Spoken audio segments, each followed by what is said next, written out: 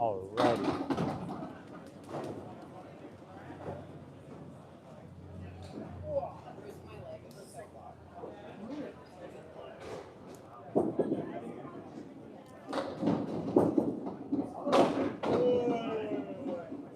Right.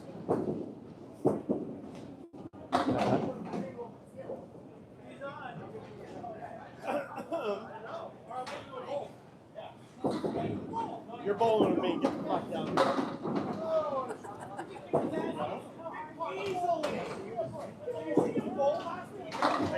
Hey everybody, how's it going?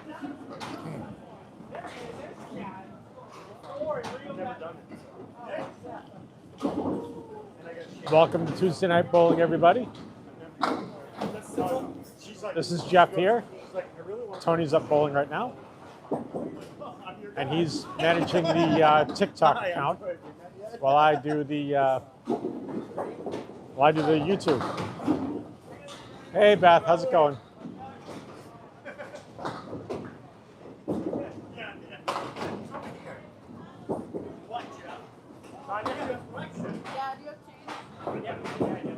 Thank you, Charles.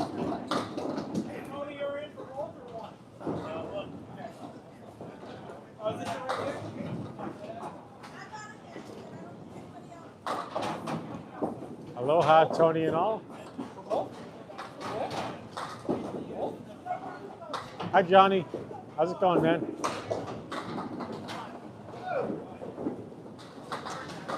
So just so you guys know, I asked Tony before this game started if he could do another 178, and he told me no. So we got to fix that. We need to get him to do like another high-scoring, wonderful string. So if we could get him to do that, that'd be fantastic. Give me $1. Give me $1. Your high single only goes to game 3. Yep, I am Jeff. I'm hosting YouTube tonight. If you guys can hear me, then that's great. If you cannot, let me know. But I'm sure you would have already if you couldn't hear me.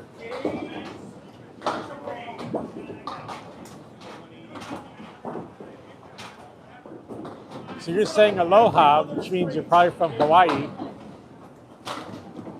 This is Massachusetts, Haverhill, Massachusetts. Spelled like the word Haverhill.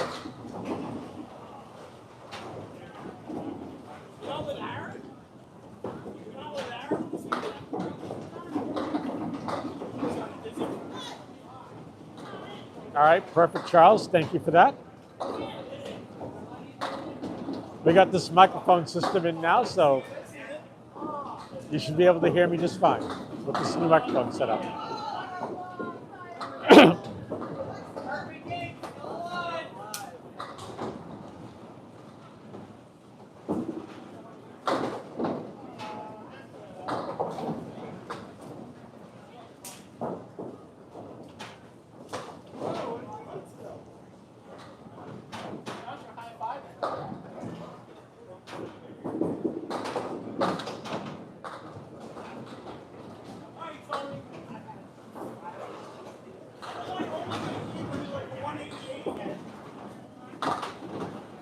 Thank you for that, Beth.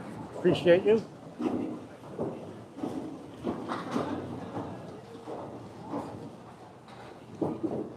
I mean, the weather's nice right now, but come like November, December, it starts to get really cold.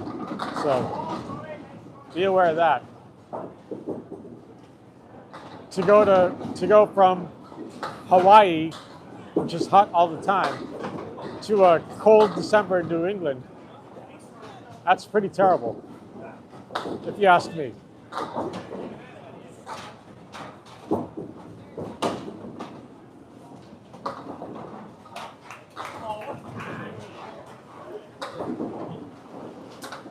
First half is done.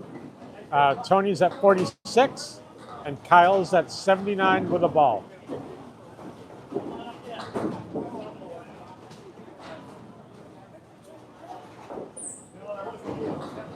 We actually have a TikTok fan in the house today. He's over there talking to Tony right now. It's kind of nice to have a TikTok person here in person. Wait. I'll get it. And then no, you're not getting to it. That one works out. I would call it. Yeah, if you're on the market, you haven't got any. Not an asshole. I'm just being.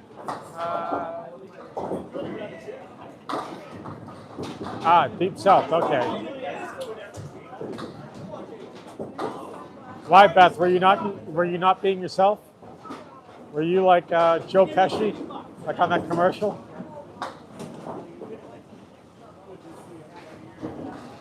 I remember one of those Snickers commercials where it was like Joe Pesci like coaching football, and he was like, "Now you listen to me," bap, bap, bap, bap, bap. And he started like, freaking out. And they're like, "Hey, Greg, you need to like have a Snickers because you're not yourself." And then he turned back into Greg. Pretty funny.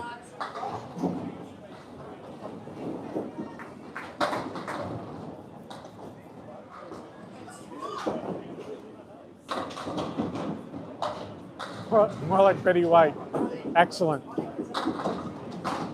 Betty White's a legend.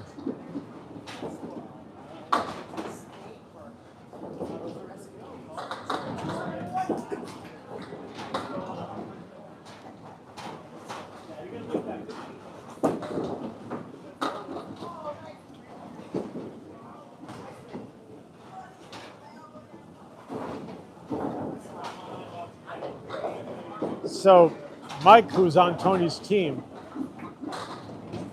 I told him that Tony is not going to do a 178 again tonight. So I said, "It's all up to you, buddy." He goes, "Yeah, like that's going to happen." So they're basically all refusing to do 178s tonight.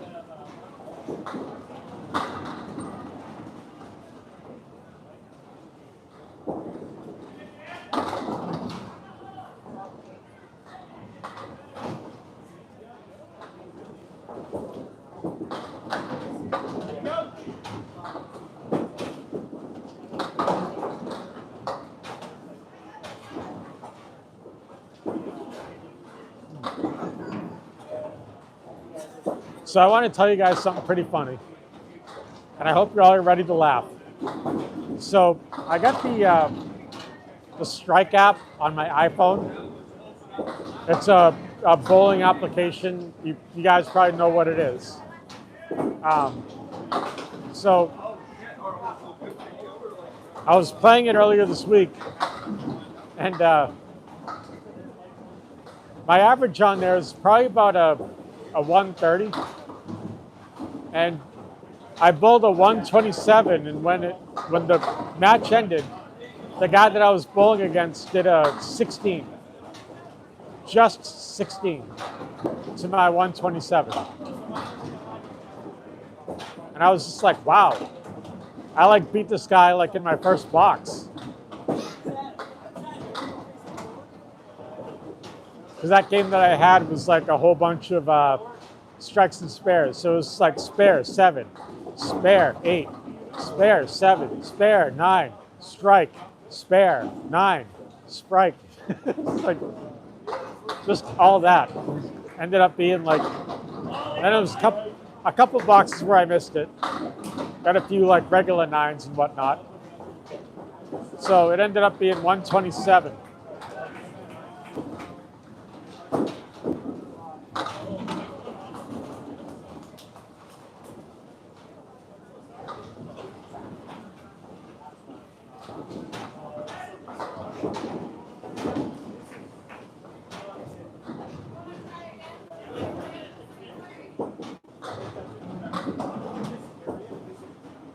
Yeah, Beth, it was crazy. 127 to 16. What a crazy game. Although I'm thinking that the guy that I was bowling against was probably just figuring out how to use the app. Otherwise, there'd be no excuse to get a 16. Hey.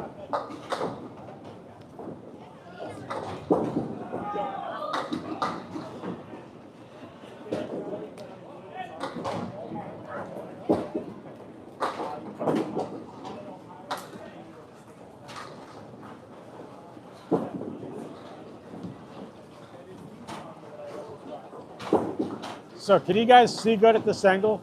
I want to make sure you guys have a good angle. I can try to make it a little bit better if I can.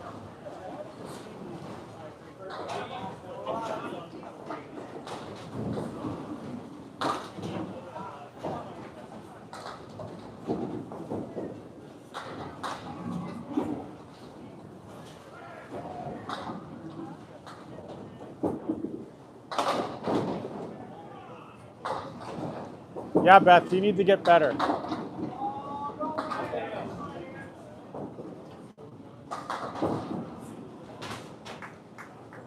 That's good. Glad to hear it. We missed you last week. I heard that you were going to be late, Beth, but then you never showed. But it's good to see you this week. Beth, since you missed it last week, I'm going to let you know. I got a new job, and this is Jeff speaking, by the way. Got a new job, and I'm working 9 to 6 on Monday and Tuesday, like every week. So that allows me to come to bowling on Tuesday. But I'm working 10 to 7 on Wednesday and Thursday, so I won't be able to come to bowling on Wednesdays. And my Fridays are going to be like every other one. So the Fridays are still like kind of up in the air at this point. But that's my new schedule. That's what's going on. Just letting you know.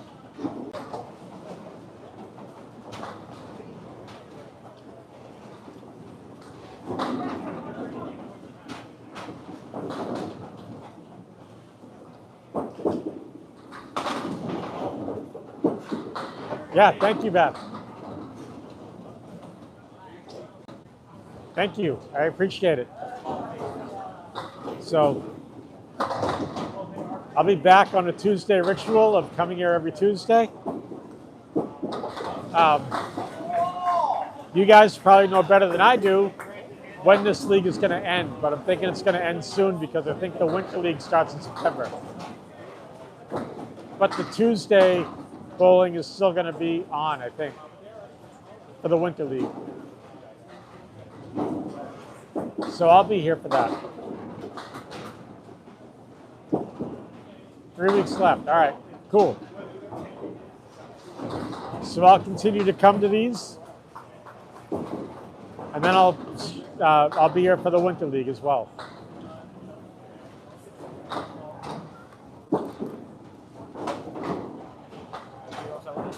I am. Thank you so much.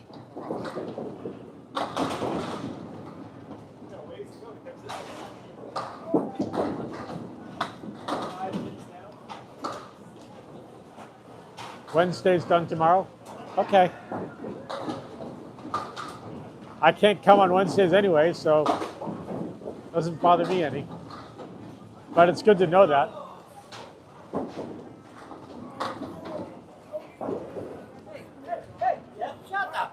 Shut the fuck up, Bob. Okay. People are walking by and swearing into the microphone. I'm sorry, guys.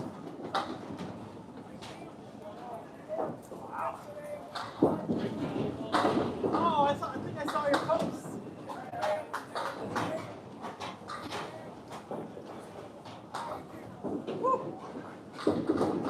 I have no control over that, so.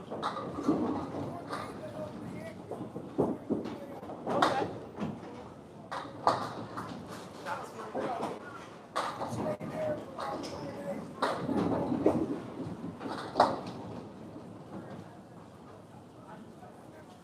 Yeah, I know, right?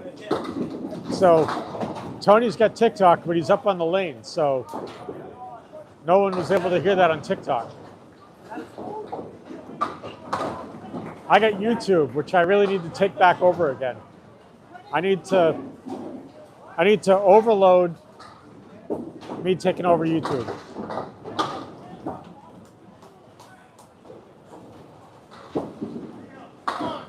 Yeah, it's been a while. It's been a while, but I'm back. See, the thing is that I like to go on YouTube and watch like music videos and stuff like that. So it's like YouTube is like my social media of choice, like for watching videos. I don't really know how to work TikTok. So therefore I don't run TikTok or Tony's TikTok because I don't know what I'm doing. So I'm just like, I'll stay away from that, let him have that, and give me YouTube.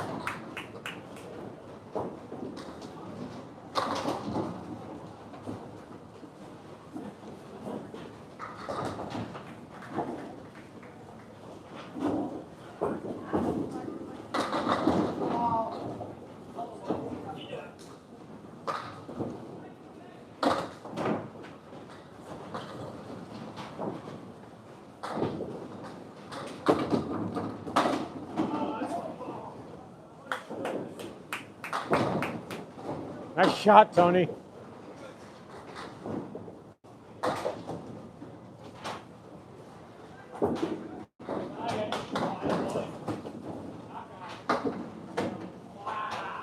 Tony got a strike. Hammer time.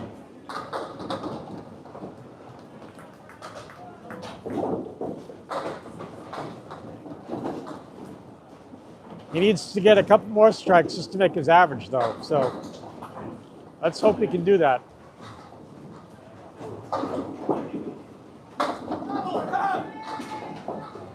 Ah, come on. He got robbed on that one.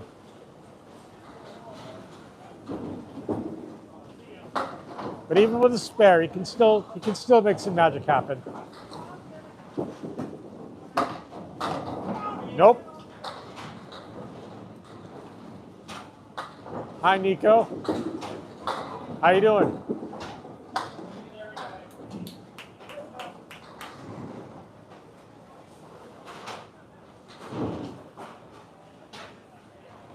Excellent. Glad to hear it. So Tony just got a strike like a minute ago. But he needs to get a few more strikes to make his average. That was still a nice shot, though.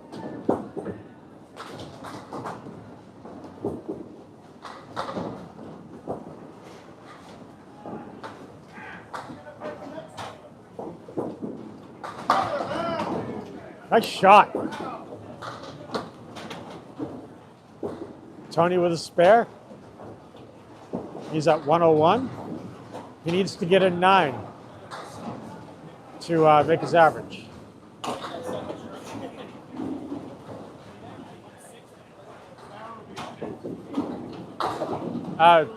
Tony's average, now that he did the big game, it's still 110. So he ended with a 109, which is not bad. 1 pin under. I'll take that. 109. What's that? Yes, that's it. First time I won. Like, 1 pin short. of my average. Yeah, that's true. 1 pin short, but that's fine. How dare you? Listen, I'll take that. Okay. Yeah, I know. I will too. That's the 47 first half. Yeah. On the 62 second half. Not to mention he's got 86 at the half. So. All right. That's my brother Jeff. Yeah. Mark Waller. Hey, nice to meet you. YouTube. Yep. Yep. Yep. Yeah, that's what I thought you might be. Yeah, I'm from upstate New York. Oh, And I nice. grew up here. I grew up in Worcester, my garden. Nice. I saw your brother's feeds, and I said, man, I watch him every week now. Nice. I told him, he wants to get more feeds, he got to go back old school with no courtesy, yell, scream, it's crazy. Back in the old days, there was no courtesy. Police were nuts. So, Well, our grandfather was a pin setter. well, my dad was too. Nice. Yeah, my dad was a pro. When he died, he was 72. He still carried a 110 average. Nice. Yeah. We grew up in Beverage. And then he became called Candlepin champion at a 185 average in 10 pin, 115 average in Candlepin. That's really good.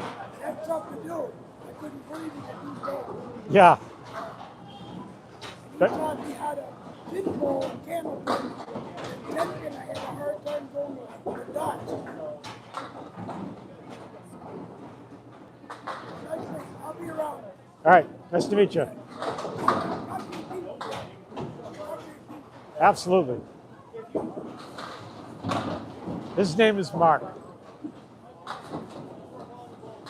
I guess he grew up in Worcester, and he grew up playing Candlepin all the time.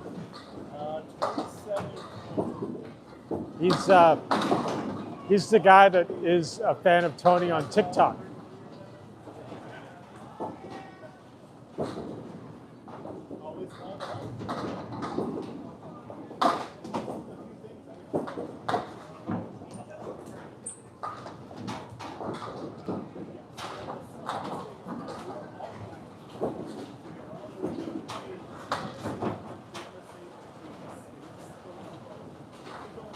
The Sunday of Labor Day?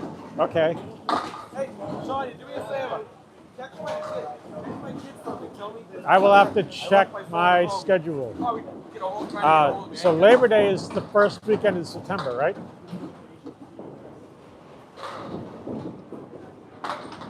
Let's check it out.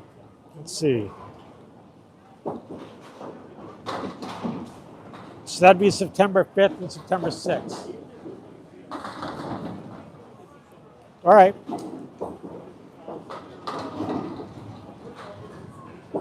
I'll see what I can do.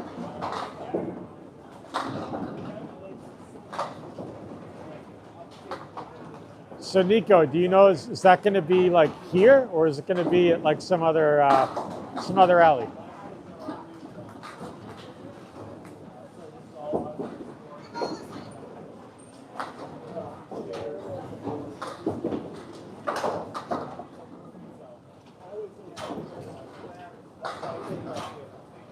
It's in Concord, New Hampshire. Oh, Boutwell's, right? It's going to be at Boutwell's. That's usually the one that we go to in Concord. It's called Boutwell's. I will talk to Tony about that after the stream. All right. I'll talk to him when I get a moment to. Probably going to be after the stream, though.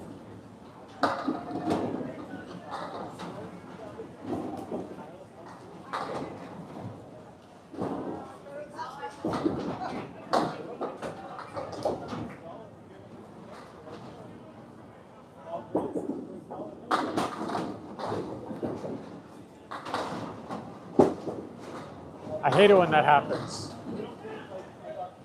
Mike just had a really good ball, and ended up with that.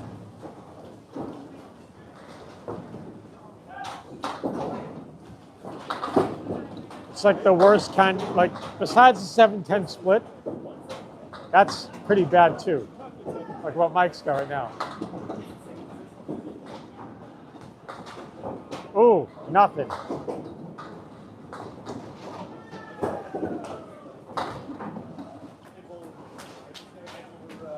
Come on, Mike, you can do this.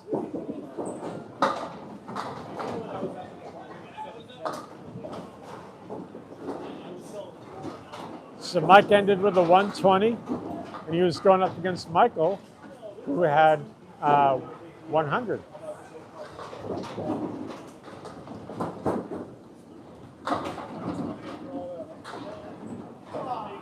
Jerry, you must have been here last week when you saw the 178. A very fantastic game. I told him to do it again tonight. You know, for the fans that missed it the first time, you know? But Tony's not having it. He's not going to do it.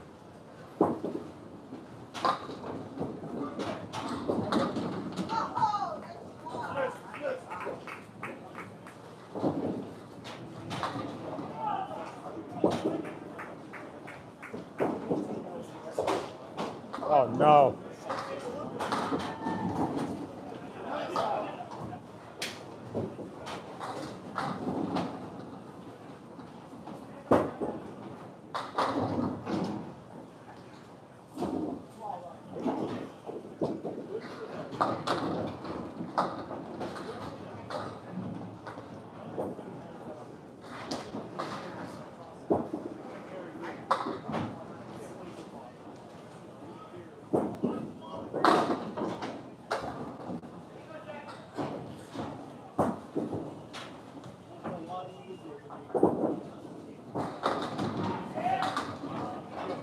That's terrible, Jerry. Sorry to hear that.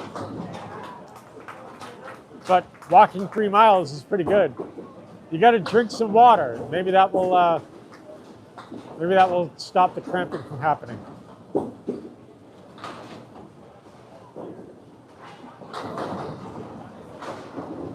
I'd say get a couple waters and drink some of those.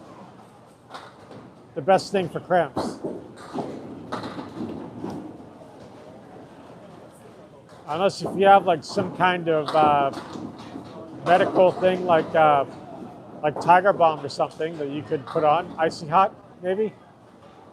That usually stops cramps too, but you know. All right.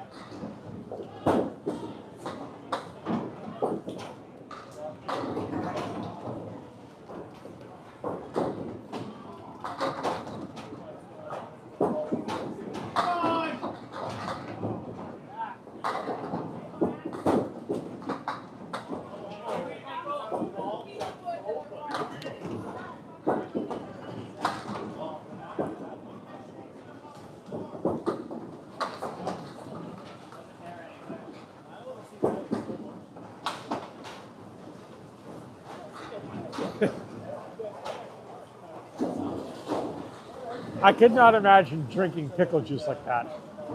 That's way too much.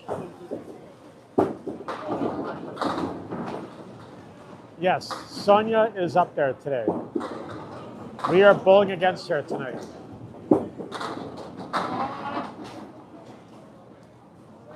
But Sonia's great though.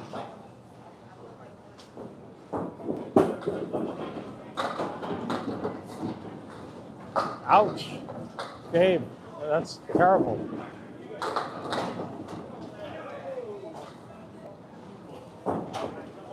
For the people that are watching this later on, a guy named Dave in the comment section just said that he broke his arm next to the pool changing the hose.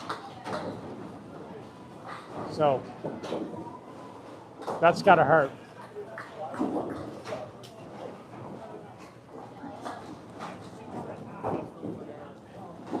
Tony once broke his elbow. That was pretty bad.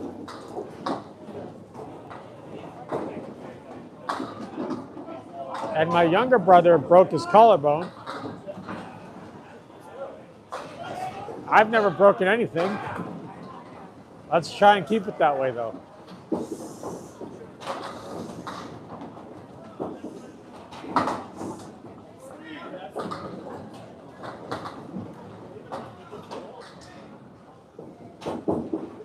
Oh, I've broken the bank, absolutely.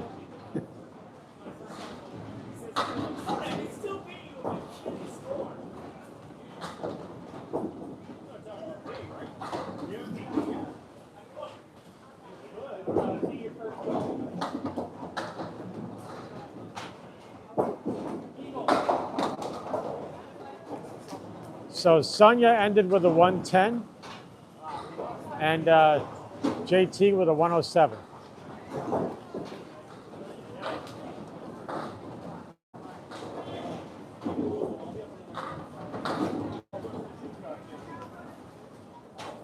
Who says that?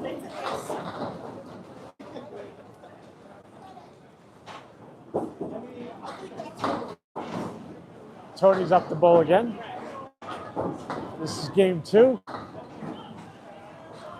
Now last week he did a 178 in game 2. So he's got to do the same thing tonight. Right, Sonia? You were not supposed to agree with that. So I said that last week in game 2, Tony bowled a 178. And I'm like, he needs to do it again tonight.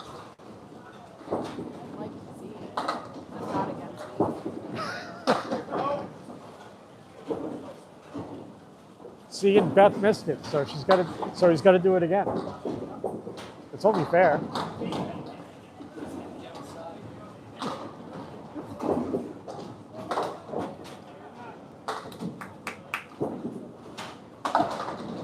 So you got some fans in the comments on YouTube. They're just like, hey, that's Sonia. I'm like, yep, it is.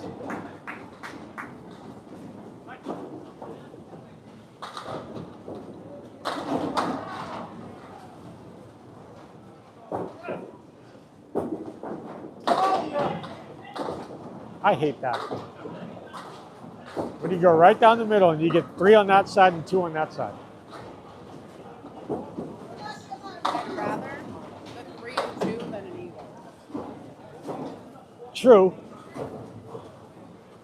But also the thing I hate the most is when you get 2 on that side, but they're split. Like the 3 that's there, just not the one in the middle. And then on the other side, you got like the 7 pin or like the 10, whichever one it is, and 1 up from that. So you get 6 up there, it's the worst. Even with the wood, it's still bad. Hi, Eric. How you doing today? Johnny says, aloha, Sonia. Nice game. You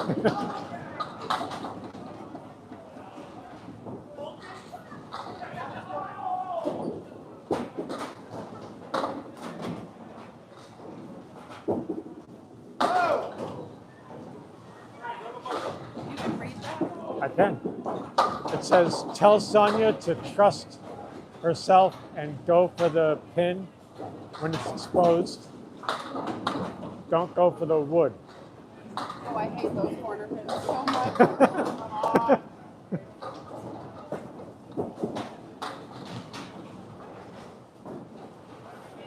So I'm thinking that for 41 years old, my eyesight's pretty good.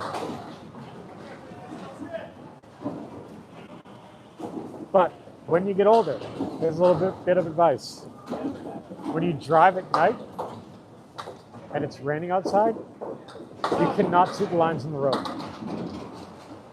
The older you get, the less you can see the lines in the rain. So right now, I'm 41 and they're starting to fade. So by the time I'm 60, they will not be there.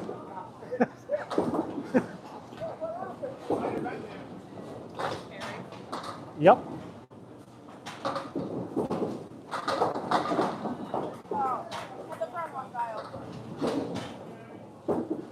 So if you ever like talking to your mom or your dad and they're just like, oh, I don't drive at night when it's raining out, can't see the lines. Neither one of them drive much. Okay. I'm just saying any kind of older person is probably going to say that to you.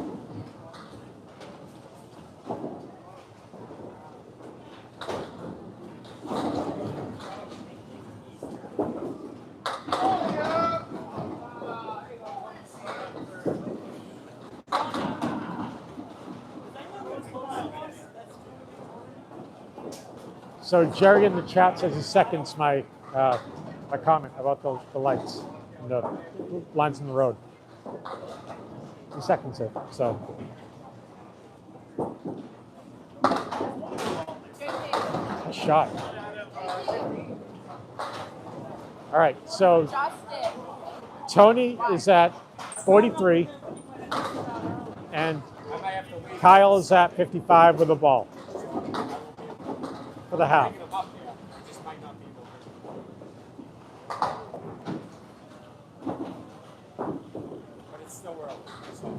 What day are you? Yep, Jerry, you know exactly what I'm talking about. And the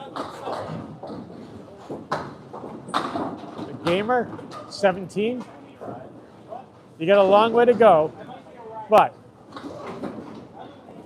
I'm telling you, when you get older and you're driving in the rain, you will not be able to see the lines in the road. Right now, you'll be able to, and you will for the next 20 years. But once you hit 40, and so on and so forth, they'll just dwindle down and just not be there when you're like 60. I'm 41, I can speak from experience.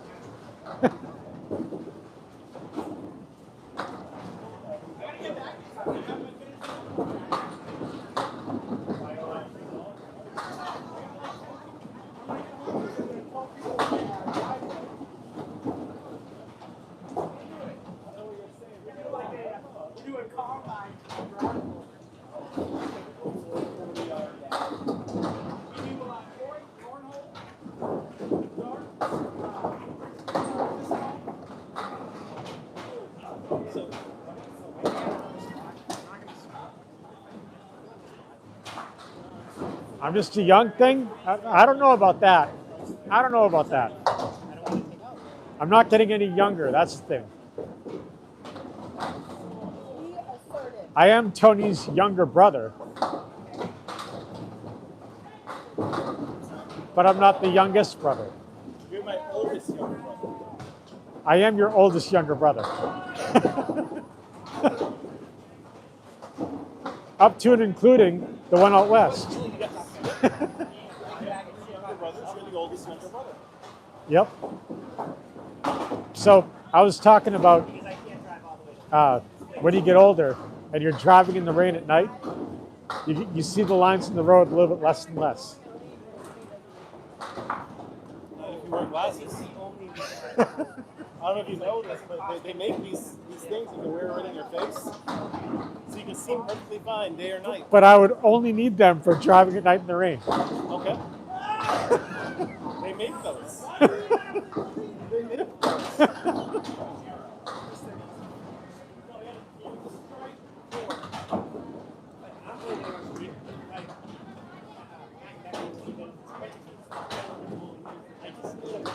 57 Chevrolet. That's a nice car. That's a classic.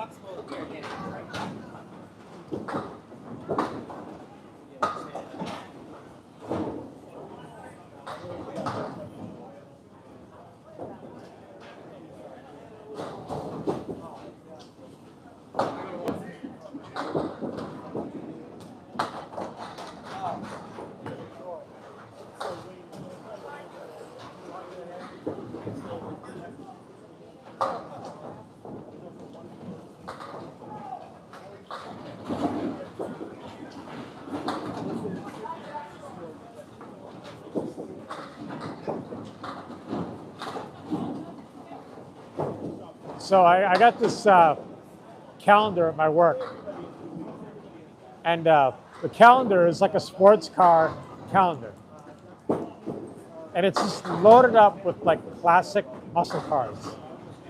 It's got everything from like a 1972 Corvette, a 1968 Mustang, a Pontiac GTO, just a whole bunch of different classic, like 1960s and 70s, and some 50s. I just don't know exactly what the 51s are, but I have them on my calendar somewhere. The month of April was my favorite one ever. The month of April on this calendar that I'm talking about is, it was like a yellow Corvette. And it was, I think it was 72, but I'm not 100% sure. Might have been 68. I'm forgetful, but it was gorgeous. I love yellow Corvettes. They're my favorite.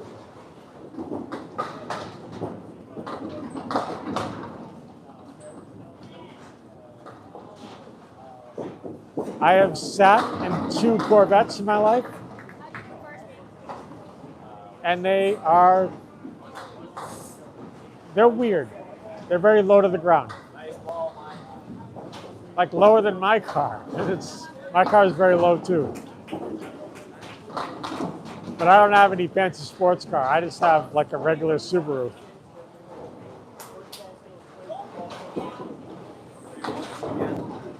Having a Subaru in New Hampshire and Massachusetts is necessary.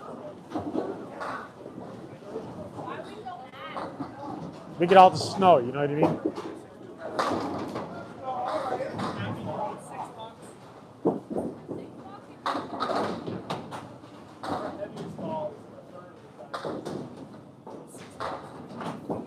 Very nice.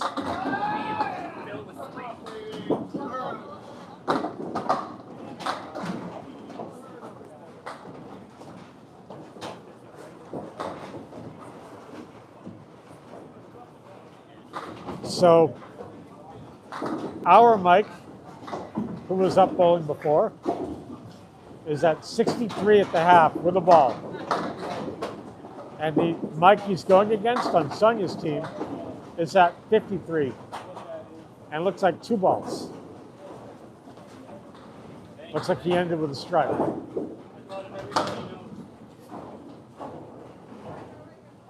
Throw 6 bucks.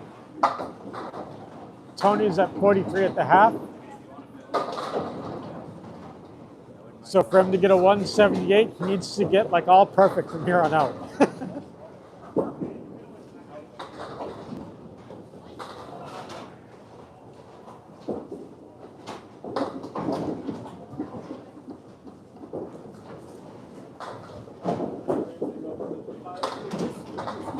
So it'd be 150 plus 43. So that'd be 193. If he gets all strikes from here on out, it'd be 193.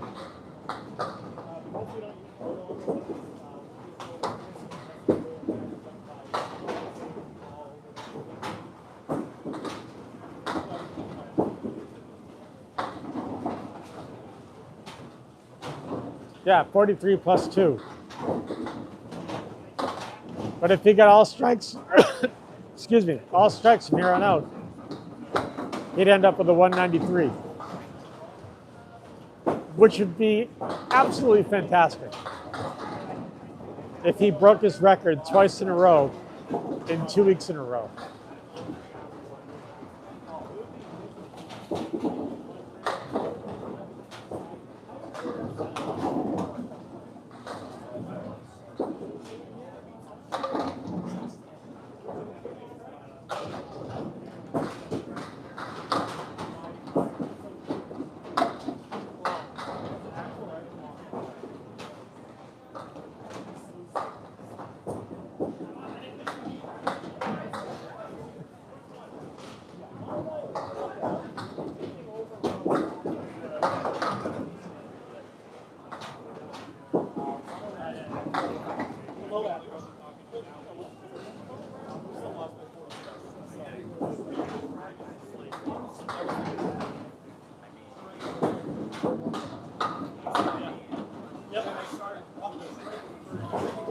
I believe it's 4 in a row, not 5 in a row for the pot. But that'd be pretty sweet though.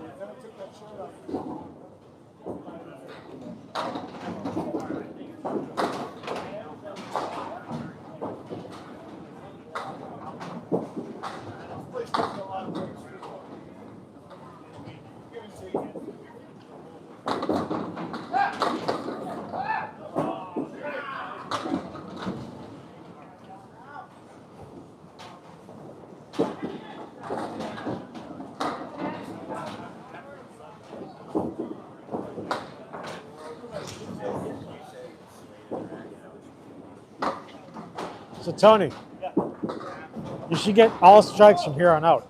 I should. I've never thought about doing that. You should just go for that, you know? Win the pot.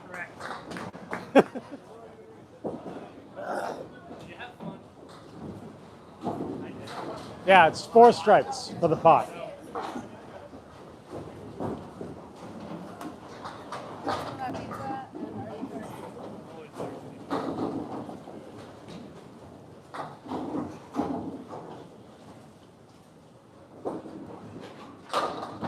Let's go, Tony. All strikes here on out.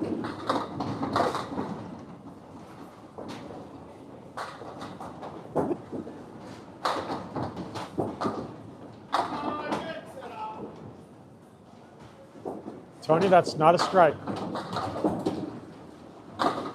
Sonia did just ice the lane. That's true.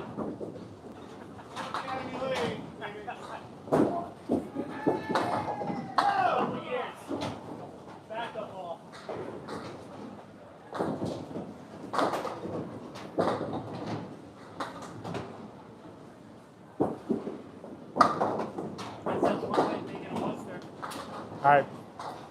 We need some more epicness like we had last week. So last week, I'll tell you guys what the secret was. So with the 178 thing last week, here's what it was. A, it was Tony's anniversary for 24 years with his wife. And B, his wife actually showed up with her mother. And that's when he bowled super, super good. So it's like the spirits and the planet just aligned, you know what I mean? And then they just all fell over for Tony.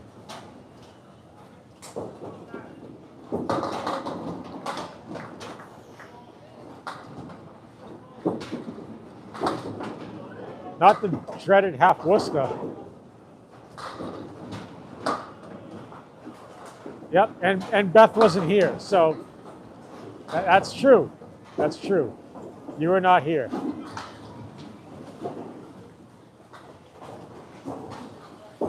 See, I thought that I was Tony's bad luck charm because last week in his first string, he got like a 97 when his average is 110. So I was like, oh no, he's going to bowl like crap all night. And then he just came back in the second one. I don't know what happened, but something like the whole universe just aligned with Tony in the moment. And it was glorious.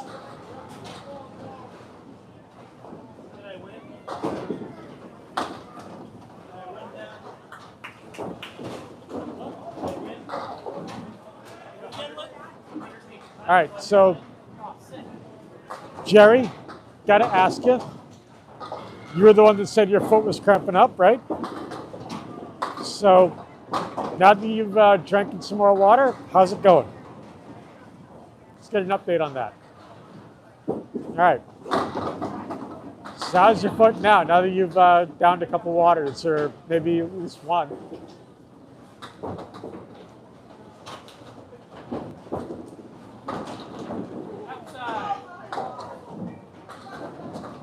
Going down? Good. Excellent. So usually when I get a cramp in my calf or my foot or any kind of cramp, I just drink a couple waters, like a couple up here we got Poland Spring. So I usually just drink a couple of those and I'm good. Tony got a strike, which is excellent. Needs to get another one though.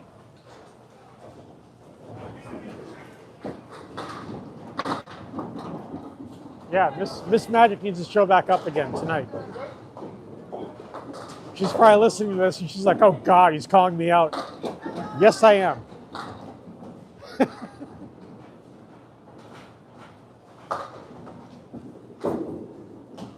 But I did hear from Tony that his son Brian is going to show up tonight. I haven't seen him yet, but he might show up tonight.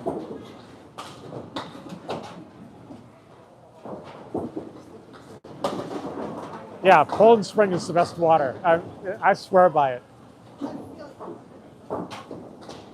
It's so good. Tony is the best, absolutely.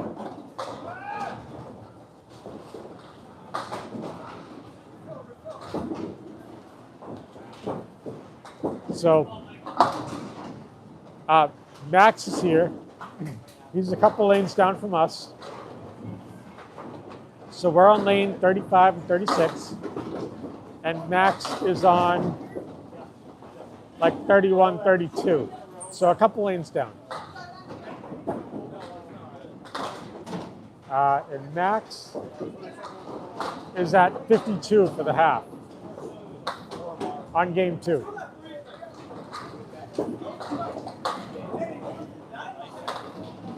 I can see Max's score from where I'm standing.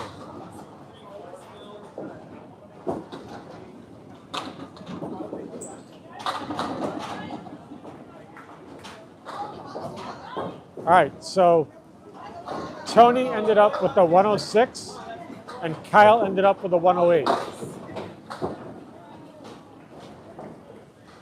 I'm trying to like angle this to make it better, but like that barely fits it in. Like, yeah, there we go. So the last frame, He did a 7, a 2, and a 1, ending up with 106. Now his average is 110. He got a 109 in the first one and a 106 in this one. So he is 4 pins short of his average.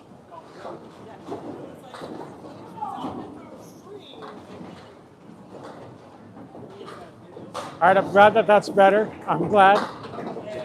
I'm sorry that you couldn't see it before. My mistake. I was trying to get the best angle that I could. The way that this table is and like how it's like angled, this is like the best I can do. Because we literally are like right on the edge of the table.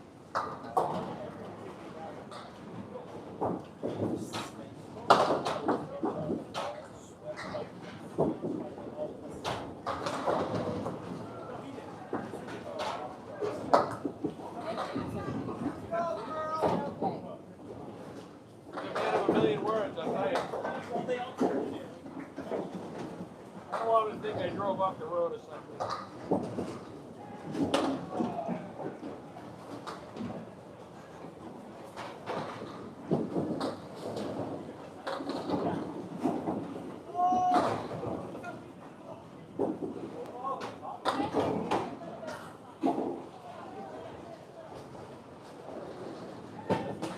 Yes, you can. Ask me any question that you want. But I think I know what's coming. Yeah, what is this? This is called Candlepin bowling. It's the best kind of bowling that there is. It's a regional form of bowling that can be found in New Hampshire, Massachusetts, Vermont, Maine, and Atlantic Canada. We get 3 balls instead of 2. The first one still strikes, second one still spare. Third one is total pinfall only. We have no oil on the lanes. And that's it. That's what this is. Candlepin bowling. Best kind of bowling ever.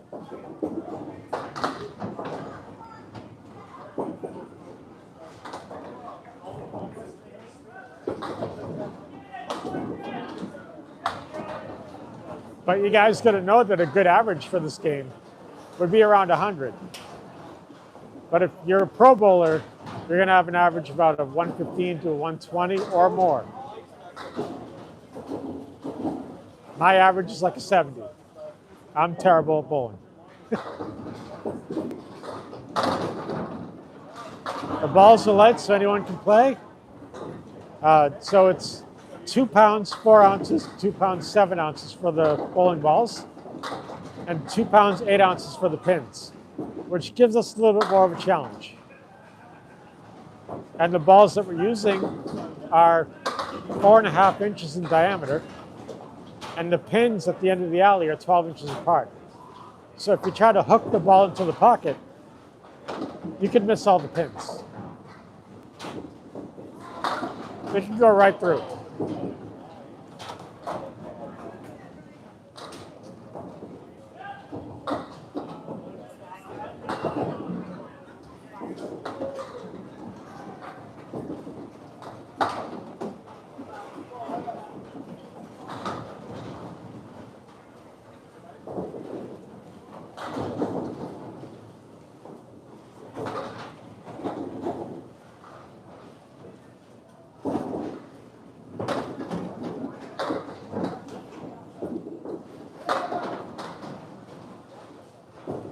All right, so this mod that we have in here, JEQL,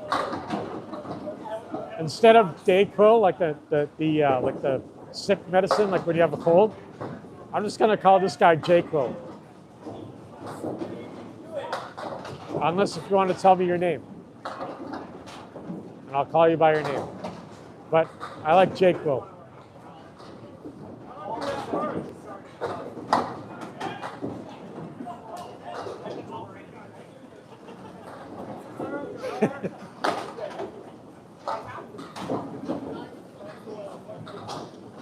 I don't know. It's what it looks like anyway, so I had to say something. JQuil, absolutely.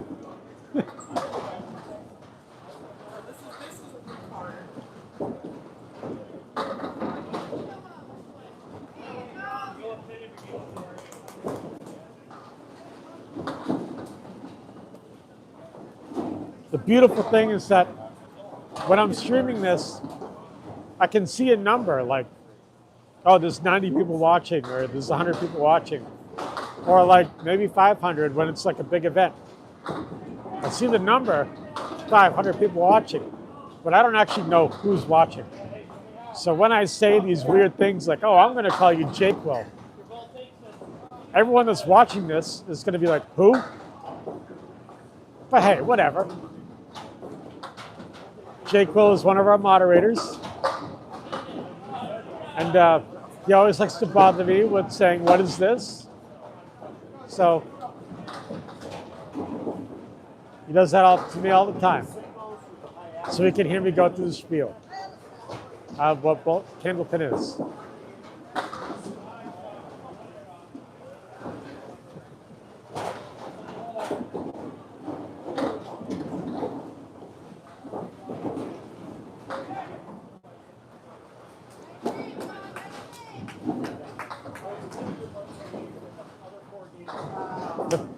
So no, you can't throw overhand because about 10 feet out from the line, there's a line that you can't cross. And it's called a lob line. So if you like throw it overhand like a baseball, you'd be lobbing it every time, and then the ball wouldn't count.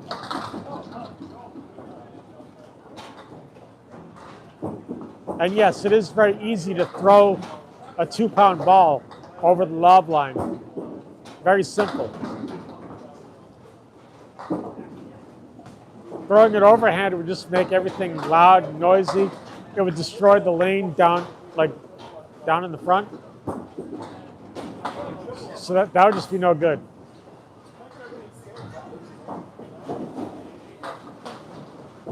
Yeah, you can probably see the line that I'm talking about. It's the line that's right before the arrows on the alley.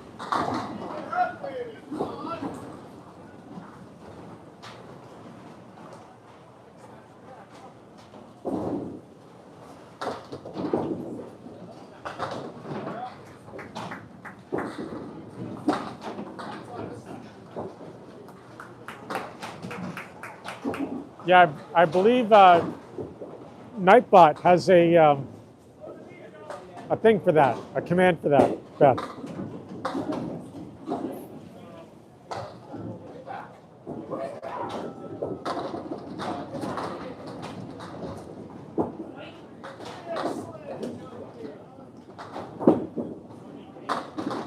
So first of all, this is real bowling. Candlepin is real bowling. But as far as 10-pin, there is a foul line, but it's not the same as the lob line. It's a little bit different because it's like much harder to throw a 10-pound ball or like a 15-pound ball than it is a 2-pound ball.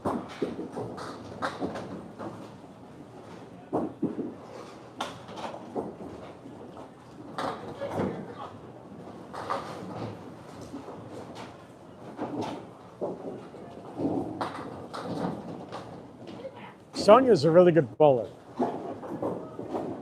She is really good.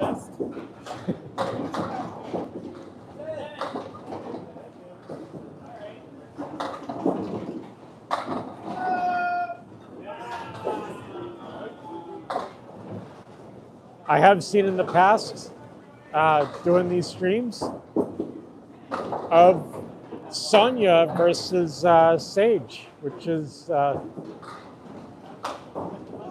the younger sister.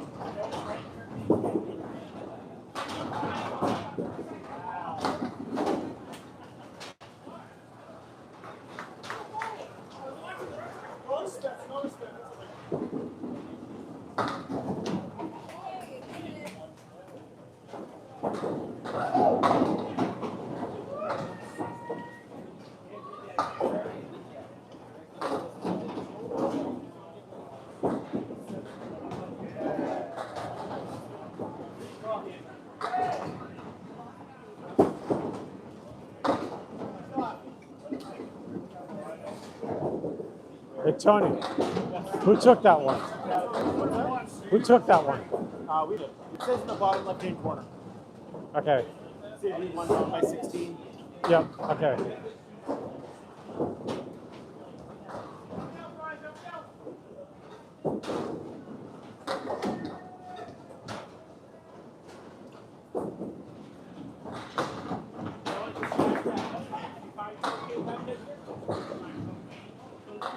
Is sage the what? I don't know how to answer that one. I don't know what BS means.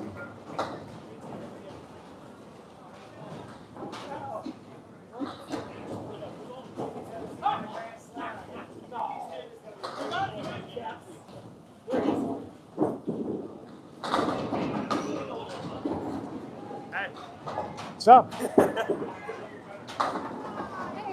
So you're here. Why am I here? No, I'm saying you're here. I heard you were coming.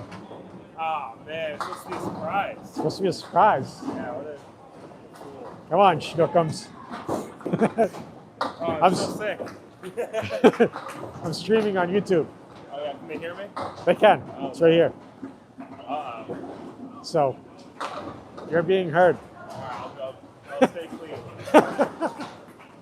So Brian just showed up, everybody. That's Tony's oldest son, which is my nephew. So just to keep you up to speed, Tony's average is 110. And That's it? yeah, 110. He did a 109 in his first string, and he did a 106 in the second string. So he is 4 pins down. Yeah, wow. Maybe 5 pins, I don't know, whatever, from his average. So he needs to really pick it up. Your mom came down. I'm here to cheer him up. Your mom came down last weekend and he did a 178. He wouldn't do that for me. He won't do it for me either. I told him he's going to do it again Oh, yeah. because our moderator Beth missed it last week. Oh, well, then, yeah. So he's got to do it again, you know?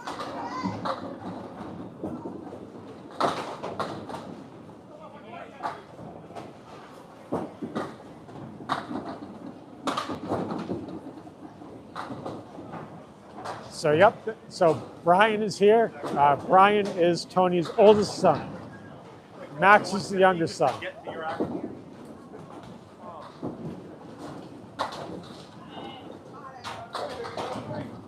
Yep. So it's spelled with an I, not a Y. Brian. My nephew, who I used to take the Weird Al Yankovic concerts all the time when he was younger. And now he's like 7 feet tall.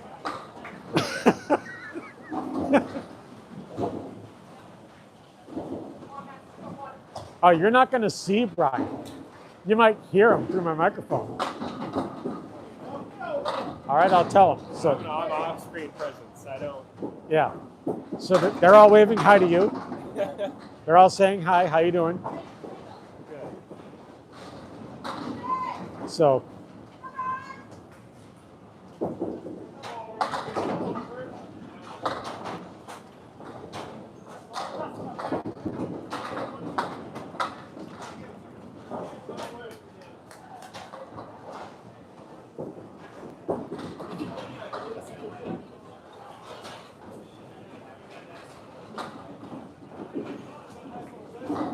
So we haven't seen Weird Al in the past couple of years, but when my nephew Brian was like 12 years old, I took him to see Weird Al. And Recently. probably again when you were like 15, right?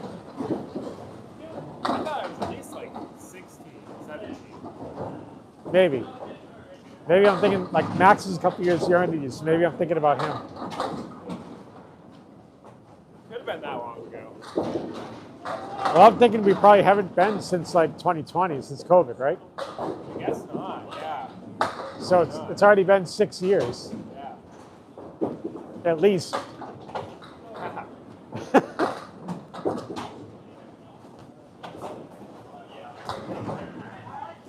So yeah, when I took Brian to the Weird Al concert the first time, he was 12.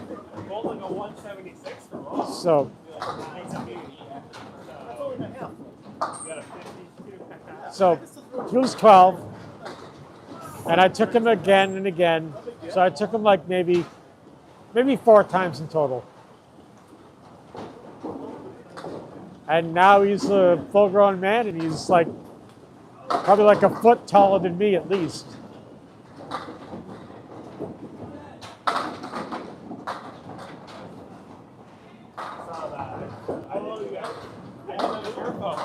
So Tony's at 52 for the half, and Kyle's at 74 with the ball. Just so you guys know.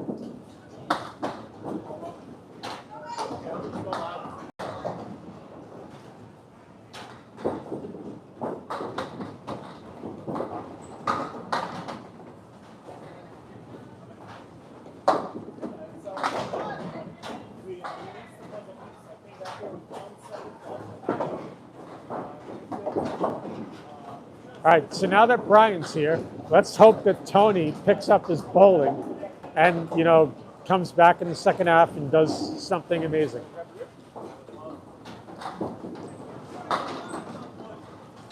So Tony and his son Brian are going to get lemonades.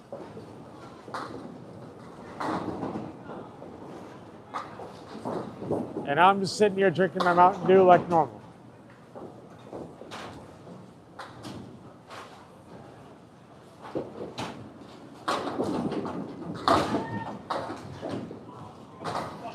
So yes, there was a show that we went to, and it was up in New Hampshire, and he had a 41-piece orchestra.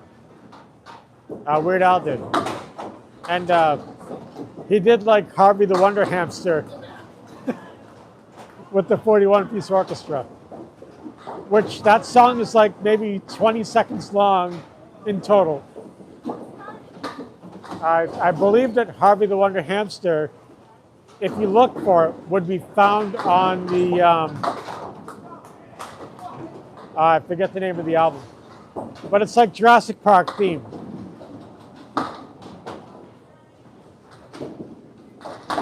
Like the album cover looks like Jurassic Park. So, I forget the name of the album though, but it would be found on that one.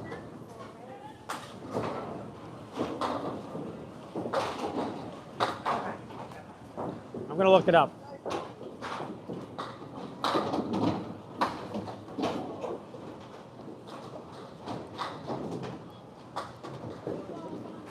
Alapalooza. That's the name of the album, Alapalooza. And there's a song on there called Harvey the Wonder Hamster. It's about 20 seconds, and it's really funny.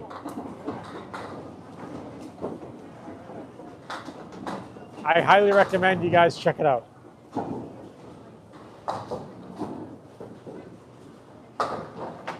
I'm going to go harass the people on TikTok for a moment.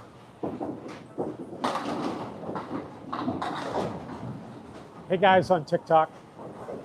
I'm over here to harass you. This is Jeff. Tony's away from the microphone right now, so I'm just coming over here to cause some trouble. So, all right. The microphone's right here. So, yep. So the microphone's right here. So, guys, what you got to do is there's only 2,000 likes on here, so you got to crank that up. Crank it up. Totally stealing you guys for $5. And Sonia's stealing the microphone. Oh, and Tony's back. I stole them.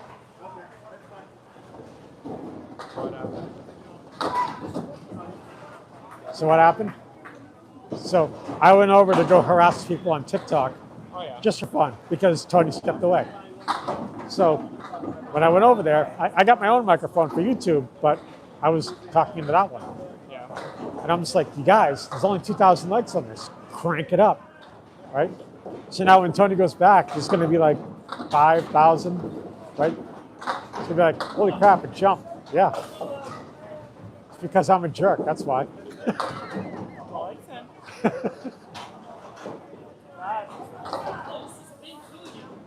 And my friends on YouTube are listening to me do all that. They're liking. They're liking it. I got 33 likes right now. No. So on YouTube, you can only like something once. On TikTok, it's you just keep tapping and it keeps going up. So I like YouTube better as well. Just like it once and you're done for the night, you know? Makes more sense to me than, oh, you like it 1,000 times? Right?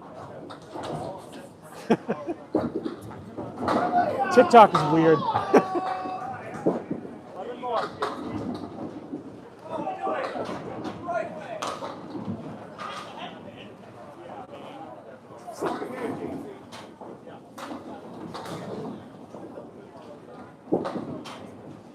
So Max just came over to harass me, which is all fun. And Sonia is still in control of the TikTok right now. She clipped the microphone to her shirt.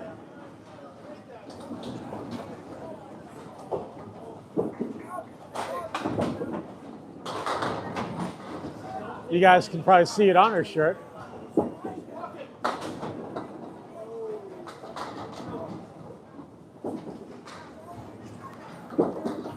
Yeah, YouTube is the way to go. I'm a YouTube guy.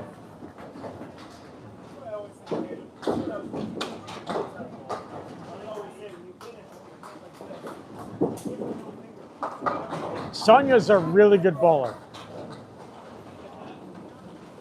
So she's a fantastic bowler. And yeah, she is one of a kind.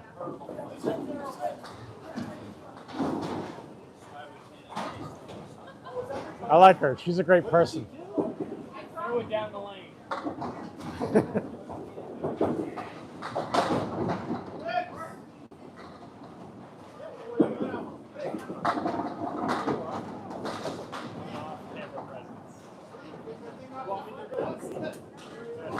So Tony's harassing Brian right now about getting on the microphone. He's refusing to do it. We gotta like trick him into getting on the microphone. But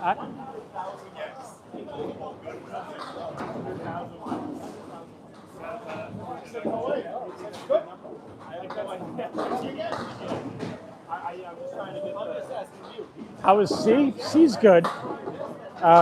So we're on lane like 36, and C is like, I don't even know how far down. He's like way down there. So I'm not even sure like what lane he's on, but he could be on like 13 or something like that. So he's like way on the other side of the alley right now.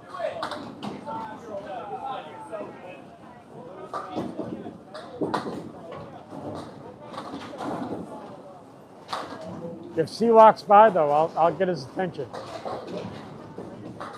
I just don't know where he is.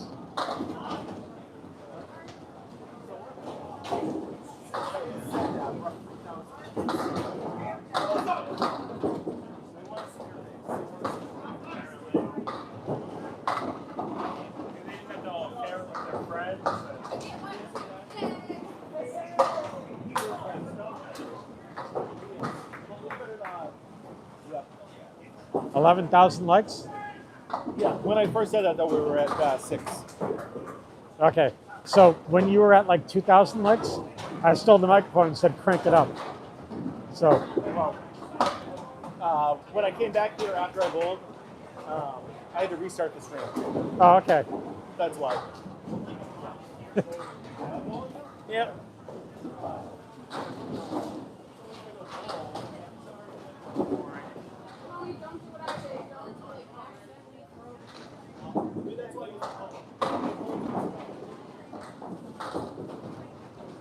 Yeah, so Mike is on Tony's team right now. And will be again for the winter. And yes, great half for Sonia.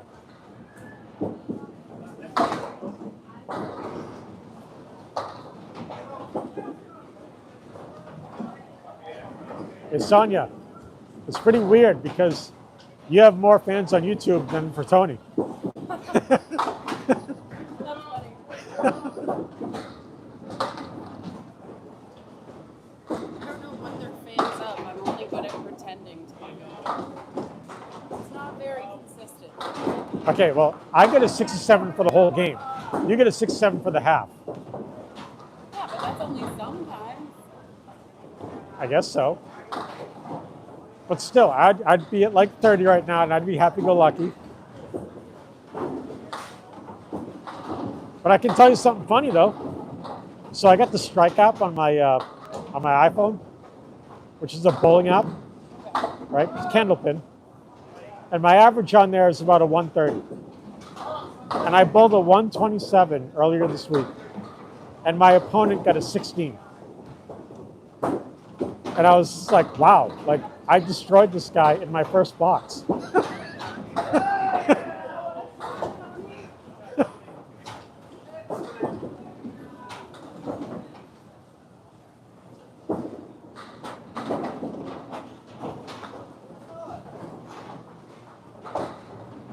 Yeah, Brian, you probably didn't hear that, did you? So I got this bowling app on my phone for Candlepin, and my average on there is about a 130. So I was bowling, and I bowled a 127, and my opponent got a 16. Just 16. 16. Yeah. So when I was done, it was like, oh, 127 to 16. And I was like, geez, I like destroyed this guy in my first box. Yeah. I mean, all you got to do is in the first box, if you get a spare with a 7 on it, you win. Yeah. In a real game of bowling, I bowled a 29 once without getting like any gutter balls. Pretty good. Wasn't trying.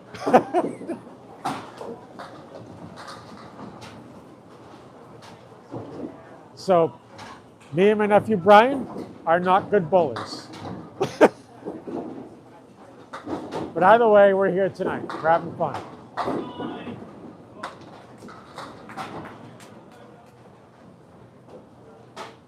Come on, Tony, strike. Ah. Quarter Worcester. Or no, half Worcester. Sorry.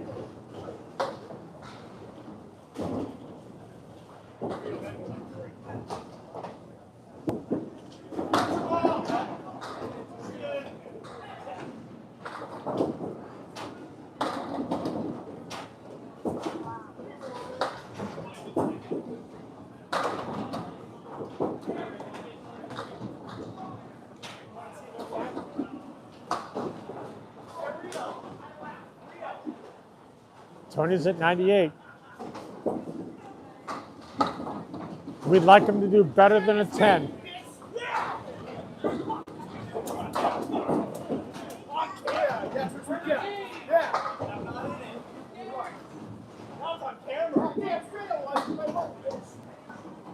Yeah, we caught that on camera.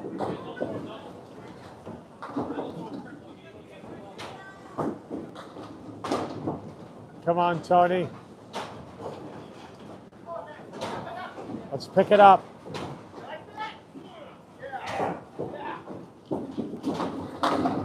Nice shot.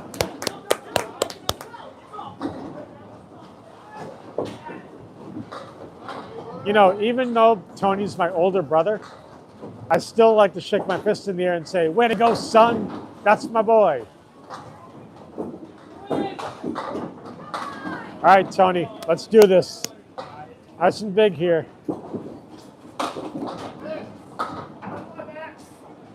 Nice shot. So Tony ended with a 114.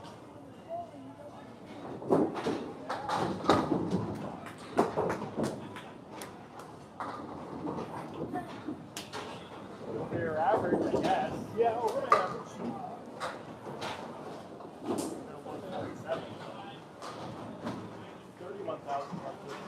Cal got 147. 31,000 likes.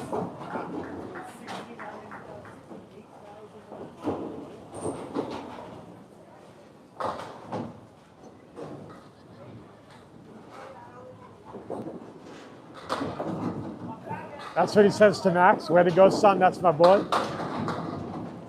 So sometimes I say that to Max too, and he goes, "Oh, that's something that he should say, not you." I'm like, whatever.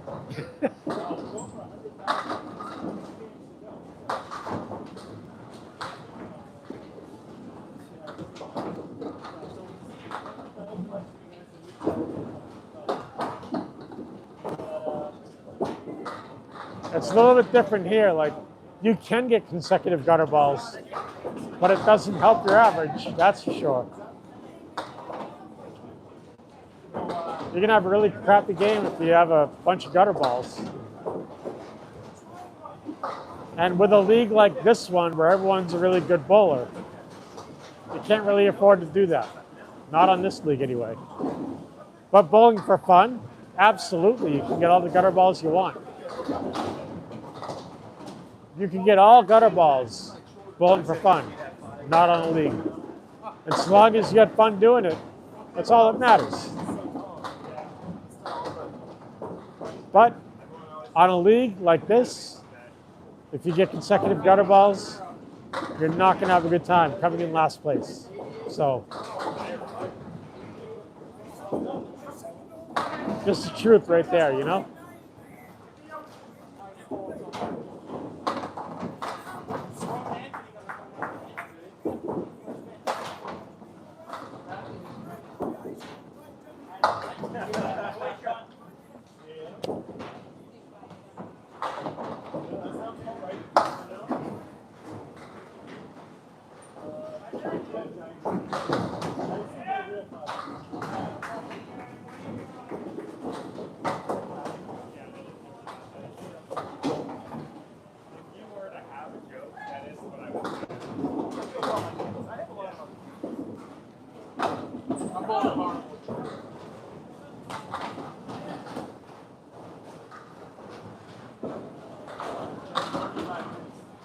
Yep, 2 games left. So this is game 3.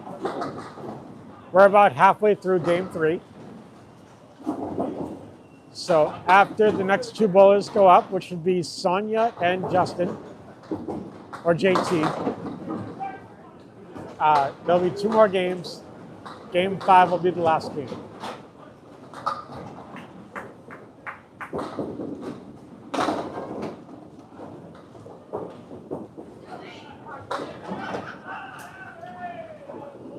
Yep, most leagues do have a handicap, so that is true.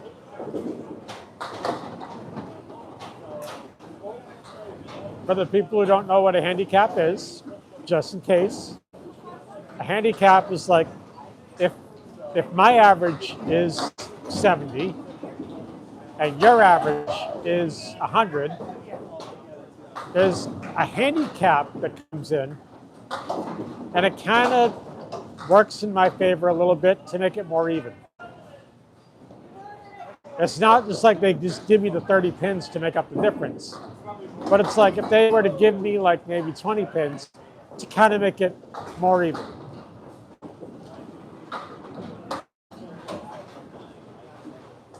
Is Tony the best brother in the whole world? Well, here's the thing. I have 2 brothers, all right? And I love them both dearly. Tony is really great, but so is my younger brother. They both have their highs and lows. How about that? You were giant people? Yes. Yeah, I was in that. I mean, Tony's my favorite brother who's married and has children. Does that count? I know. So, And the king's not going to be watching. so someone was asking, is Tony the bestest brother in the whole world? And I'm like, well, I got 2 brothers and I love them both dearly. Yeah, but one's certainly better than the other. Just saying, it's fine. I live with one, but I'm hanging out with the other one, so. You could be home relaxing with that brother. Instead, you're here working. I mean, that should say right there. I'm here working with my older brother after my regular job. And yes, I'm here for fun. I'm doing this work for fun. I'm hosting this YouTube channel for you guys just for fun. I love it. 'Tis my hobby.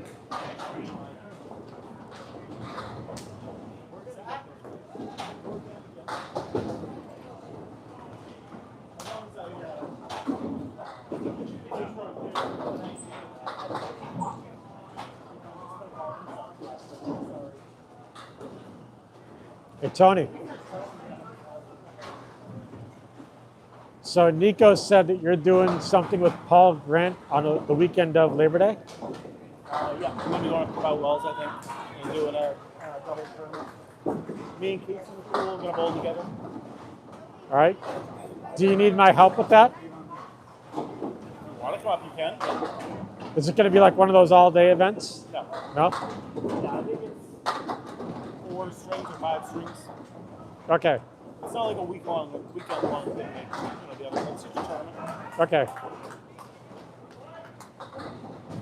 I'd say I'm down for that.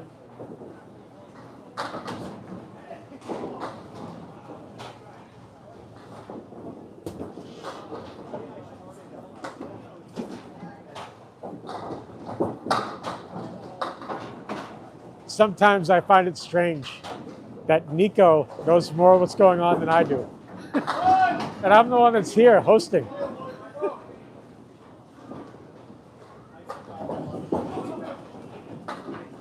So he does provide drinks and food when I go to do that, yes.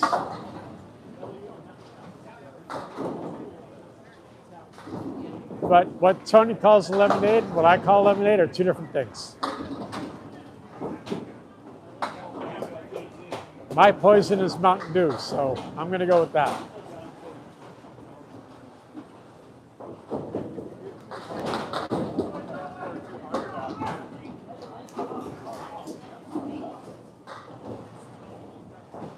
Although last weekend when I was here and Beth was not here, because I can just call her out on that and be like, hey, you weren't here.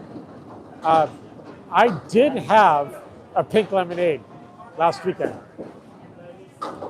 And it was fantastic. It was like high C, so good.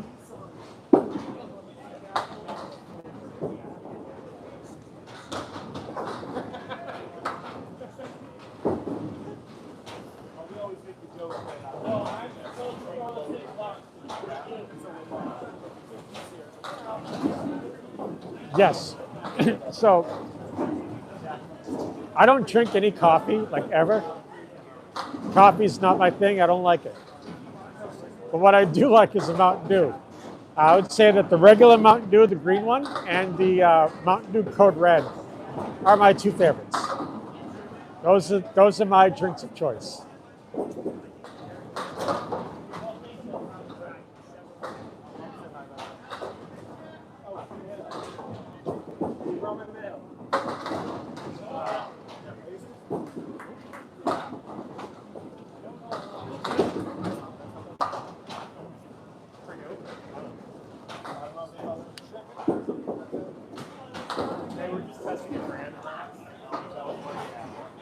Dr. Pepper is something that I don't really like. I will drink a Dr. Pepper like maybe like 2 or 3 times a year. But other than that, I don't really drink it all that often. I don't know why, but just like 2 or 3 times a year I'll drink it. Which means I do like it, but it's not my favorite. I've got to be craving it for me to like it.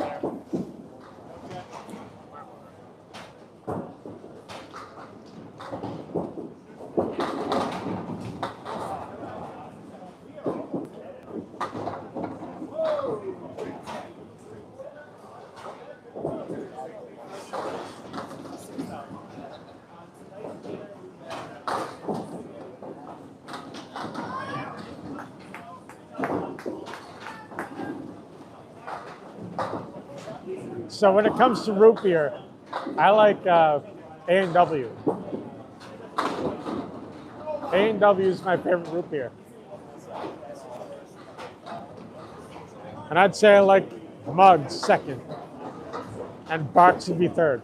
Barks root beer to me is gross. But nothing, That's pretty accurate, I think. I think that ranking is. nothing will ever be worse though than Moxie. Never mind. Never mind. You're lost. Root beer, and he said Moxie is worse than anything. You like Moxie? I do like Moxie. Something wrong with you. Diet Moxie, alright? I don't need all the sugar. I don't know, man. Like, if I was like crawling through the desert and I was like, I need a drink now, come across some Moxie, like, "Phew, I need a drink now. I don't know. I'd rather drink the sand.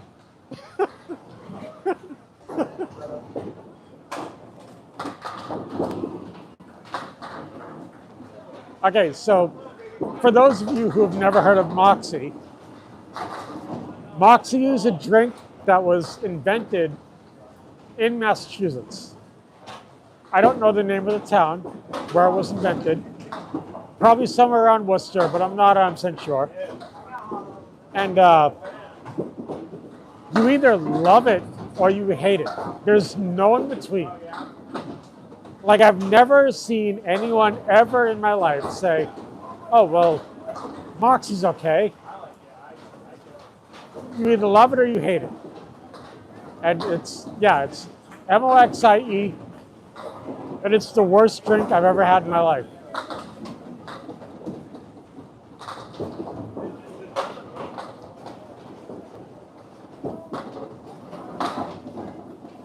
Moxie is so terrible. It is so bad. If you look it up, their label is orange, and I'm not sure who makes it. I think it's Coca-Cola that makes it, but Moxie might be its own thing. What does it taste like? All right, so what does Moxie taste like? Most incredible taste in your life. I was gonna say like sewage water. My daughter-in-law takes 3 cans of Moxie, puts it in the full form. Like 304 for 3. I'm going up north, and when I do, I'm going to buy all the stores out of Moxie. When I go back home, I can't buy it. And all my grandkids like it. All right, fair enough. I hate it. You can have all the Moxie you want.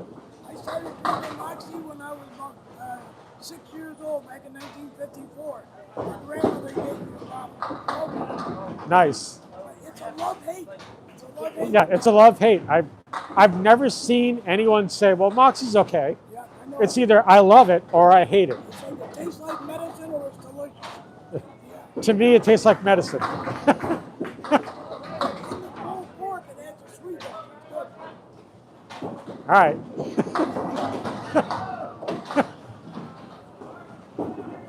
So Mark, the TikTok guy, who's visiting us right now from New York, he says he loves Moxie and he's gonna go buy a bunch of it before he goes back home. He can have all the Moxie he wants. If it were up to me, he can have the whole factory. Bring it right out to New York. I don't care. Would not bother me none. I would not miss it one bit.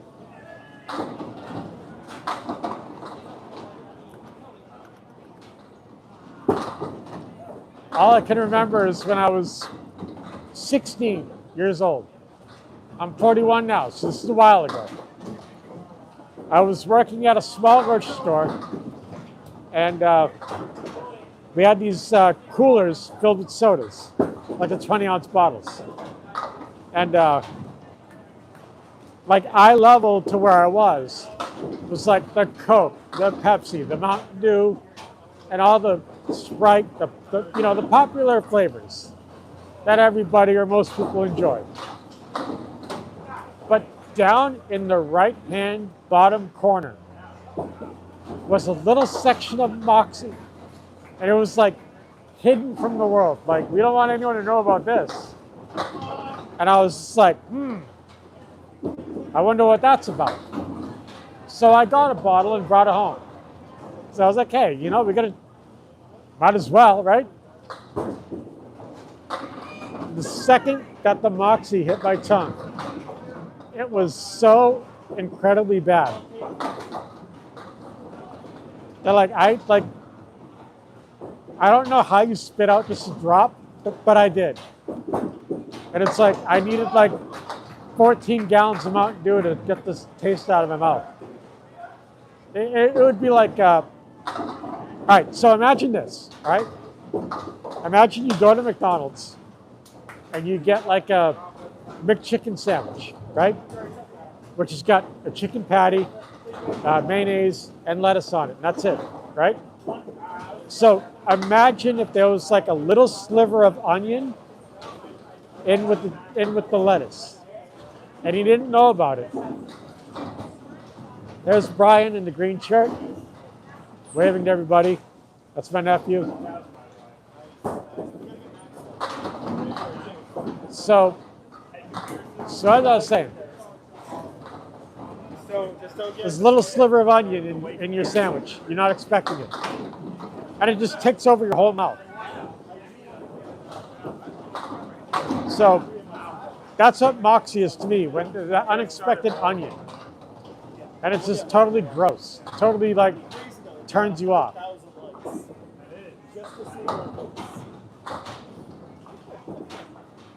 A mix of cherry Coke,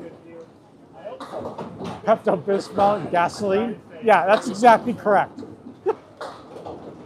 You pinpointed that one. That's good.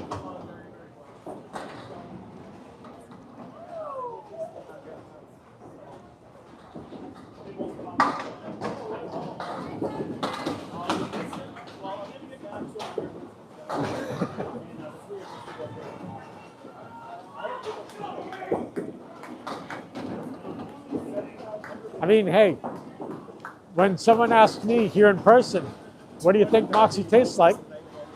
I said sewage water. You know, just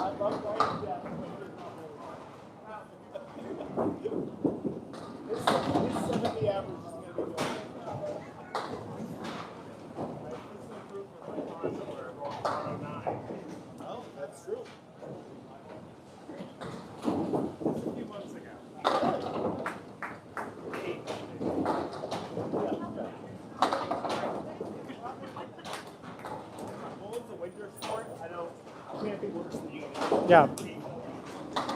Moxie's gross. That's the truth. Grossest thing in the whole world. Yeah, so basically you might as well. I might as well.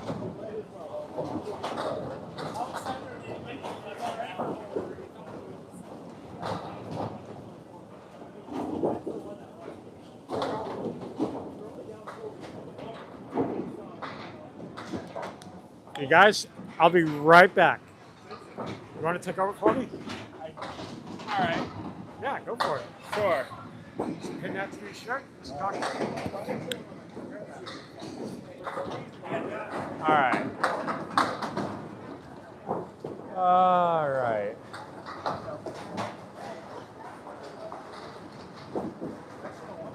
Talk. Is anyone actually watching this?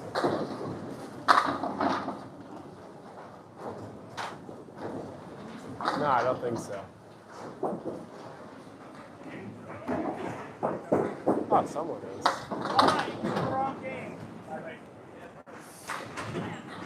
This is Brian. This is Tony's oldest son. Not much of a commentator here. I don't know much about any of this.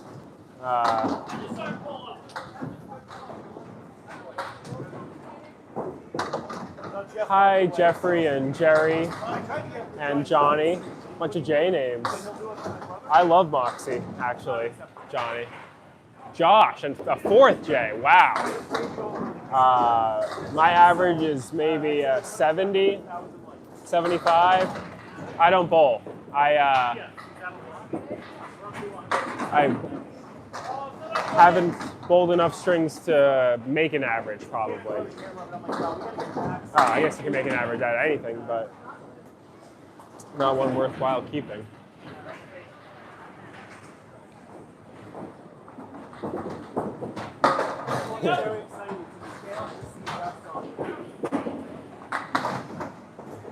Momo. I don't know Momo.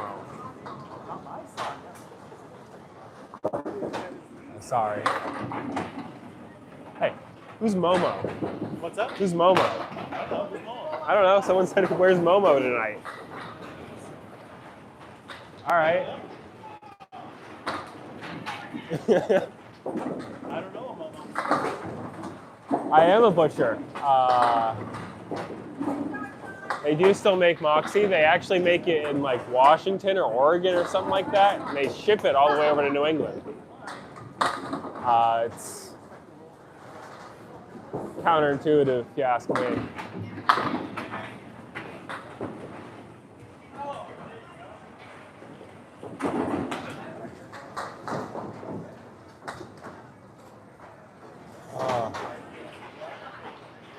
Oh, thank God. Someone who knows what they're doing. And you back over. All right, I'll take it. Oh, I'm sure you did.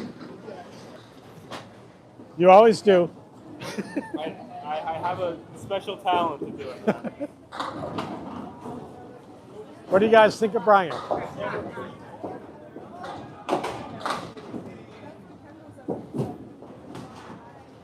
Favorite cut of beef? I like steak tips.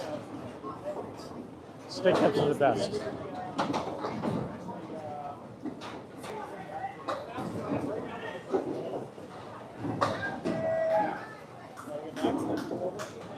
Yeah, let's get Max.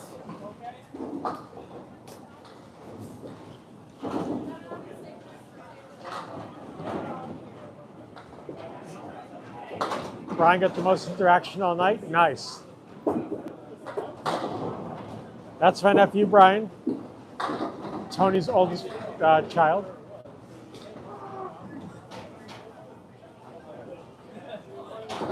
He's a good kid.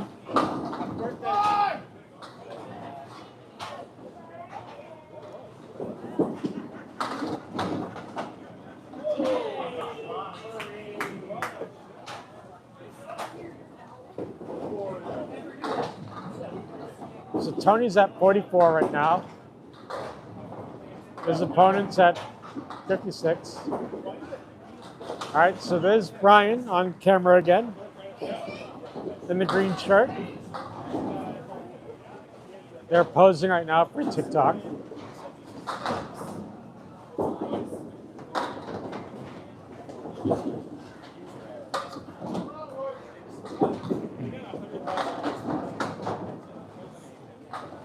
All right, so they. I asked him to get 100 drops.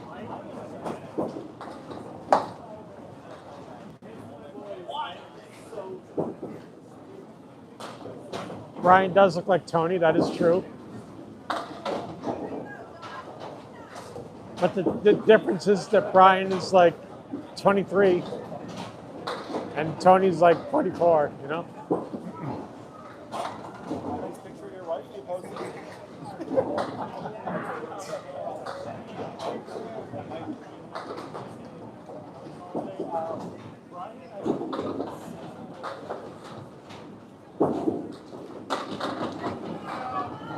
All the bowlers with hair. So that's Sonia that's up there right now. Brian and Max both have hair, but Brian's not a bowler.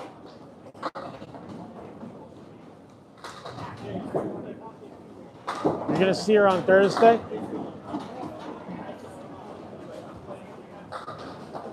I won't. I work late on Thursday.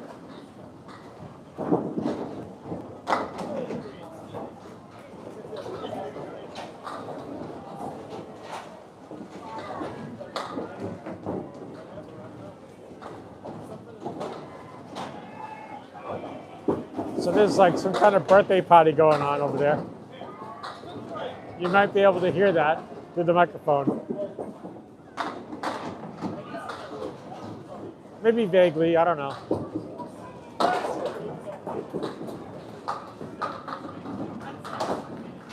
You need to see me on camera. I'll get on camera. I can do that.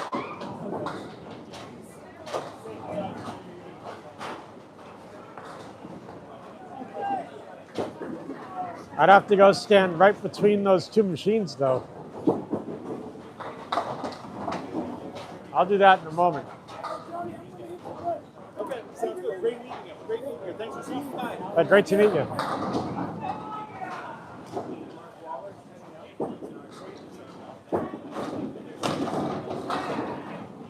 So I've already done a face reveal before on Tony's stream. I've done it a few times. Today I'm wearing a gray hooded sweatshirt, and I have a baseball cap on, and it's Mortal Kombat. But you may not be able to see that because I have my sunglasses over my hat. But you'll see me in just a moment. I'll go up now just to harass Tony.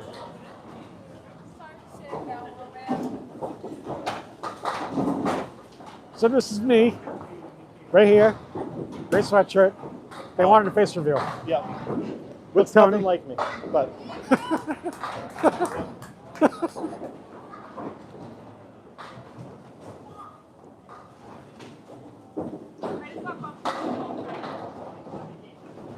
You got what? I got bumped into while trying to throw a ball. That's no good. I almost bumped into Tony on the alley because they wanted me to do a face reveal. And I'm like, I've already done a face reveal though. But I guess not for the newer people. And then, so he was on the left, I was on the right, and I was trying to go for the 7-pin, and he slid into my lane as I was throwing the ball back. Was it him 109,000. or someone else? Someone else. All right, so A pro. is it kind of like when you're like trying to write something and then someone hits your elbow and you go, douche? Yeah. Yeah, okay. Yeah. No, but literally, I was trying to make the spare. I only had the 7-pin up. It was on my left. It was on my left. And 7-pin is left, all the way left. Yeah. And I literally threw it like 2 feet over because he like slid into me. I had to go like that low. Aren't you a pro bowler? I think both of you are going to be pro bowlers at one point. I don't think people like me enough for that. I don't think it has anything to do with people liking you. I think it has to do with your average. part of it. Like you're like what, like 20? Yeah. No, I'm trying to like 12 right now. So if you keep bowling the way you do and improving, by the time you're 25, you can be a pro bowler. By the time I'm 25, I hope I'm done. You don't want to be like me and take a 30-year hiatus. And then get back into it, and you're like, oh, I never thought I was going to do this ever in my life. And then you'll bowl like a 70, and you're like, wow, I stink really bad. I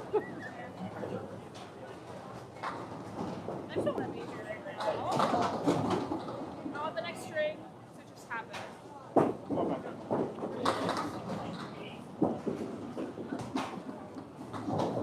So I was talking to Jazz. She said that somebody bumped into her while she was trying to bowl, and she missed her spare because of it, which is terrible. It's kind of like when you're trying to write something and someone hits your elbow, and then the pen just smears across the paper.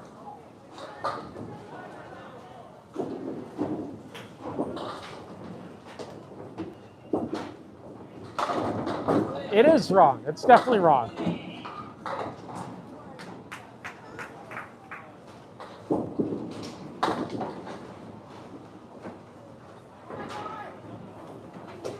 All right, so for this next thing I want to say, I'm going to need my my nephew Brian's help on this one. Brian, I need your help on this one.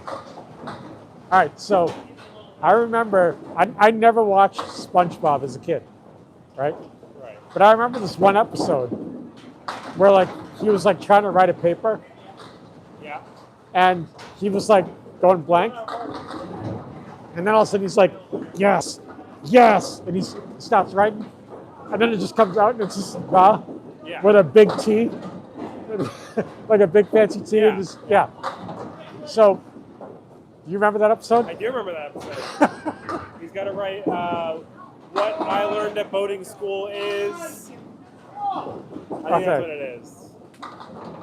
The most important rule of driving or something like that. Yeah. Okay. Yeah, it's a schoolwork episode. Yeah. Okay.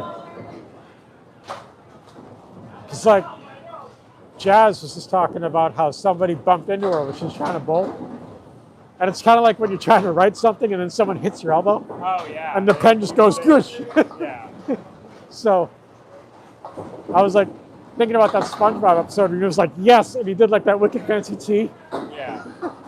It's like if someone like hit his elbow, he'd be like, ah. Yeah. Yeah.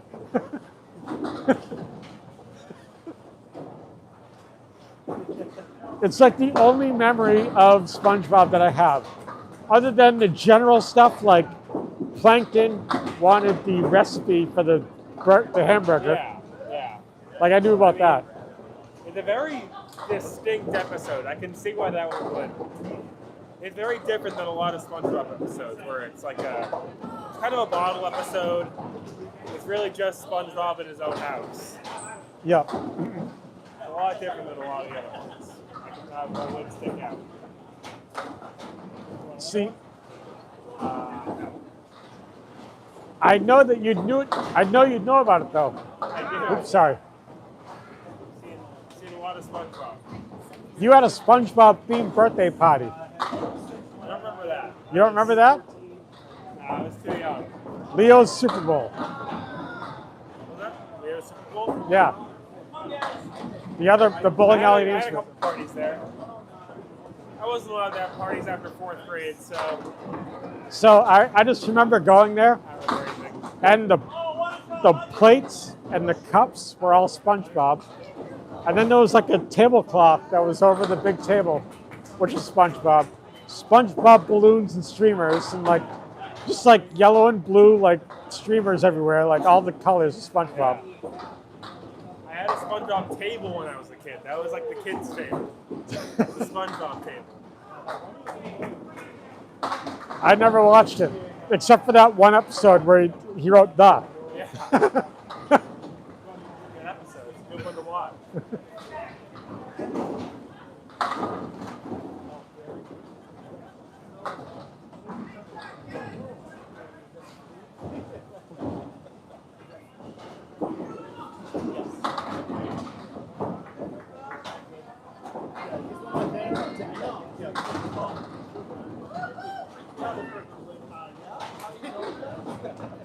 Absolutely, guys. Double tap that screen and hit like, subscribe. We got 3 more weeks of this this league here on Tuesday. Then it will start again in September. We got 1 more week of tomorrows, I think. Beth can tell you.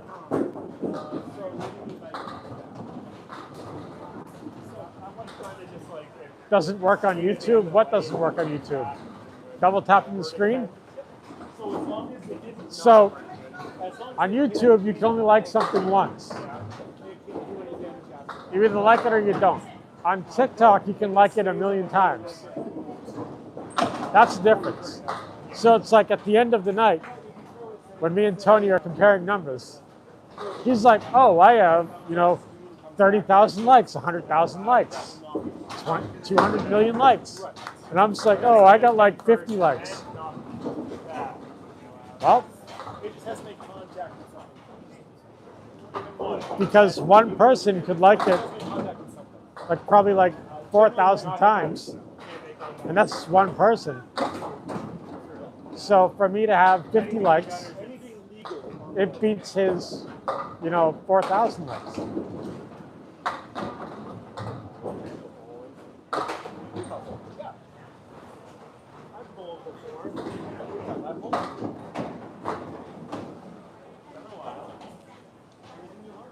So right now we're at 47 likes on YouTube. And we got 48 people watching. I'd say that's pretty good odds.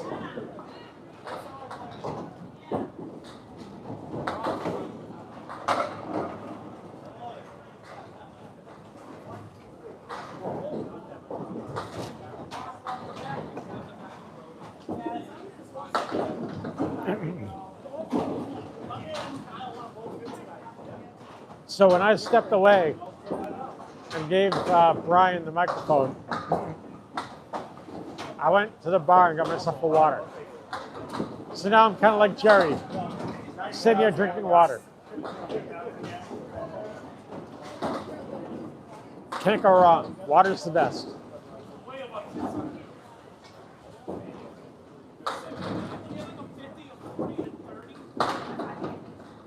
Not Poland Spring, no. Just whatever they have at the bar, which is probably like a tap water kind of thing, but it's all right.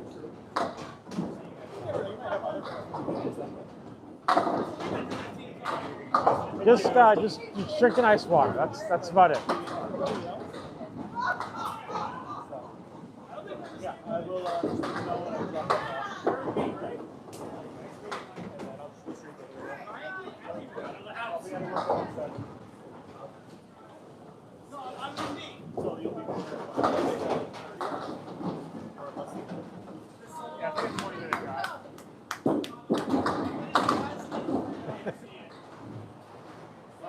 That does sound really good.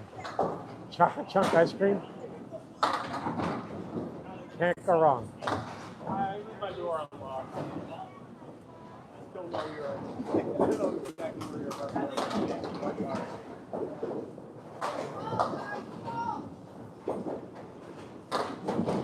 at. So Tony ended with a 99 on this one, game 4.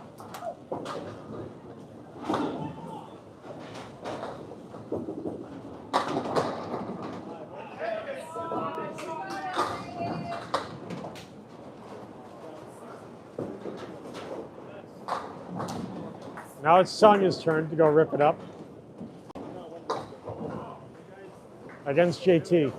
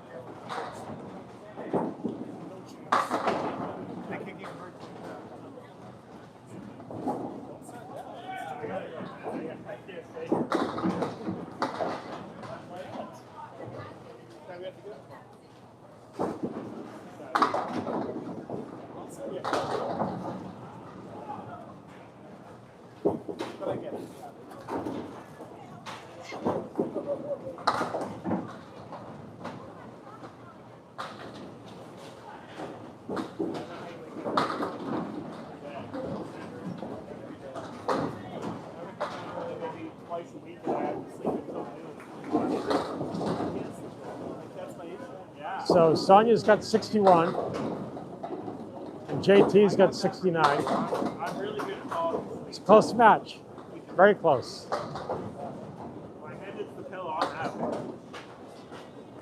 Yeah, I'm thankful for that, because I hear a lot of stories about people who can't go to sleep. That sounds awful. It sounds so boring.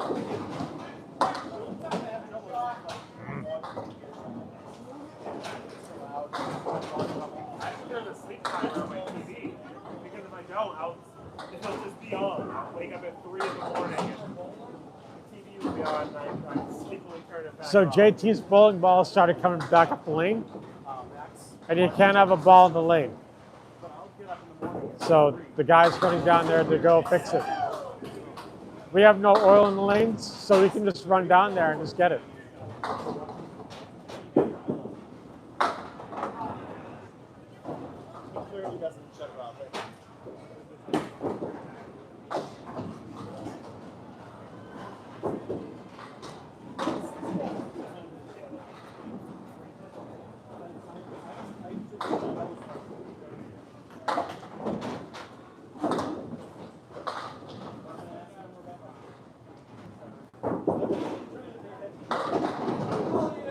Oh, hammer time for Sonia.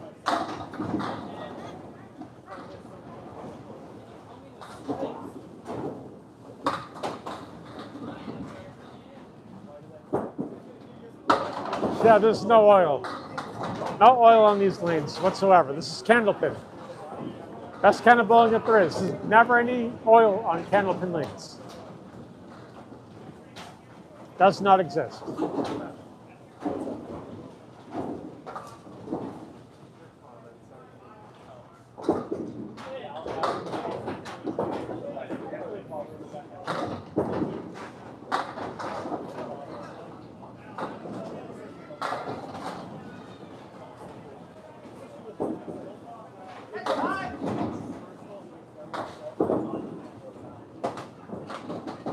Ah, that routes for Sonia. Nice pickup for JT though.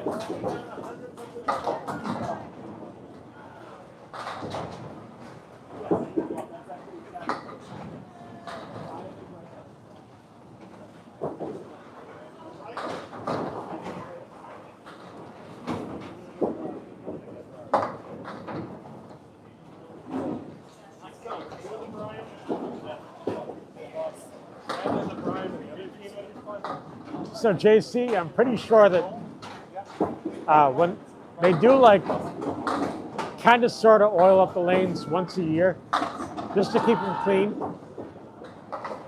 But it's just like they use like an oil and then like it's just like a finishing basically.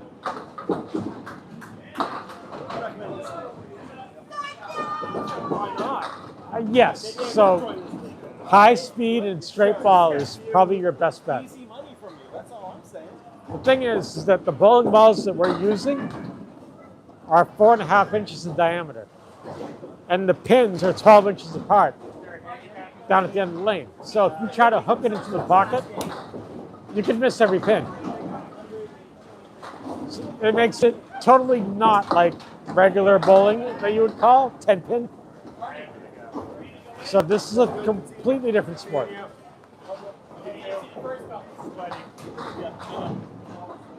See you later. See you later. Good to see you.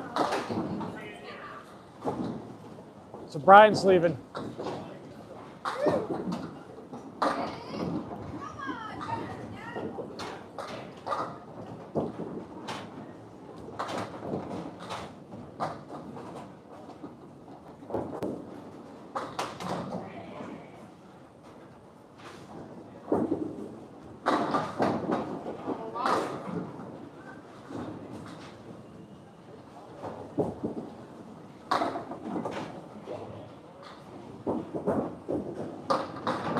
Yeah, so Brian left.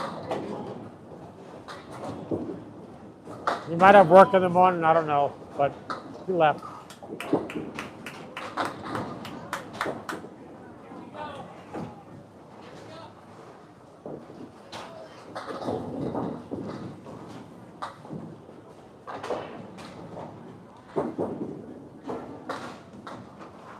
Come on, Tony. He's got a spare. Let's do something nice with this.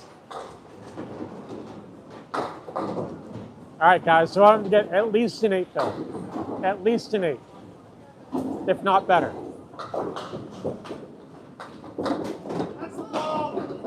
Strike. Yes. Hammer time for Tony.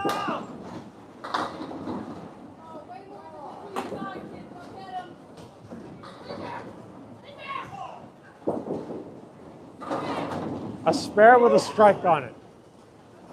Now he's going to get another strike.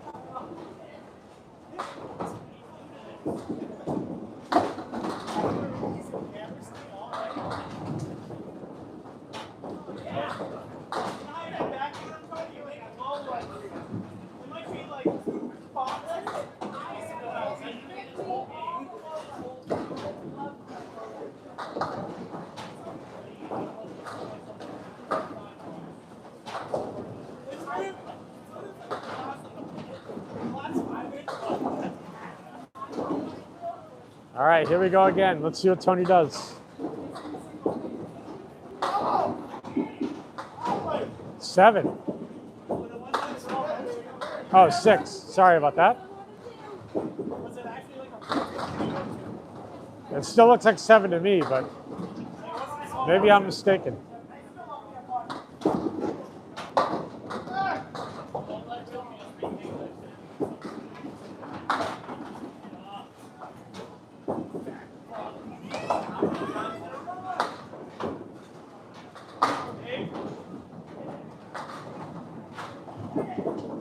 I'm not gonna go home and eat that slice of pizza.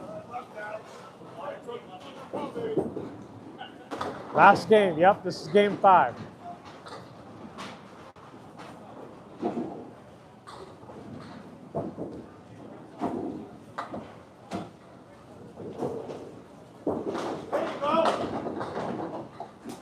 Nice shot.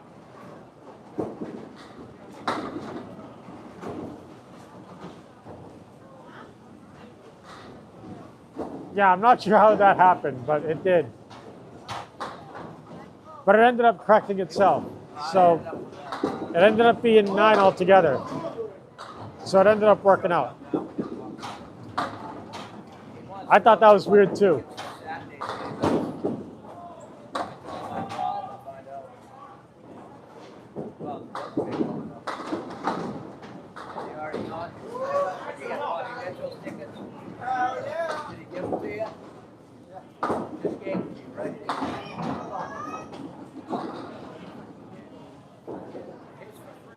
These machines here that we have that keep score, they do it by itself, and it's actually a pretty smart machine. And if it's wrong, it does correct itself. If Tony can hit that wood just right, I think he can get a spare on this. We'll see what he does, though. Yes!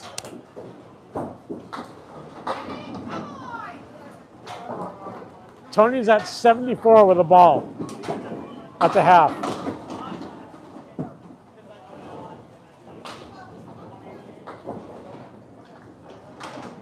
All right, so guys, this is like huge. All right, so if Tony's at 74 plus a ball at the half.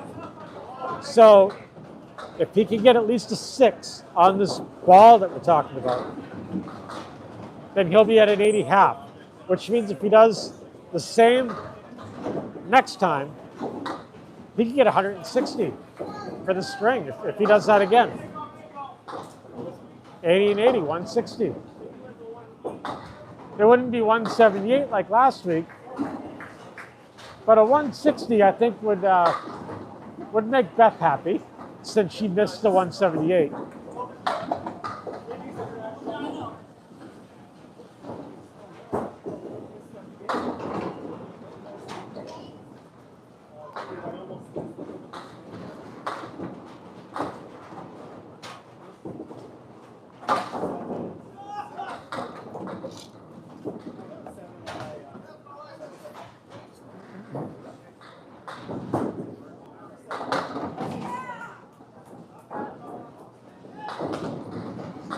$178 is a crazy score, absolutely.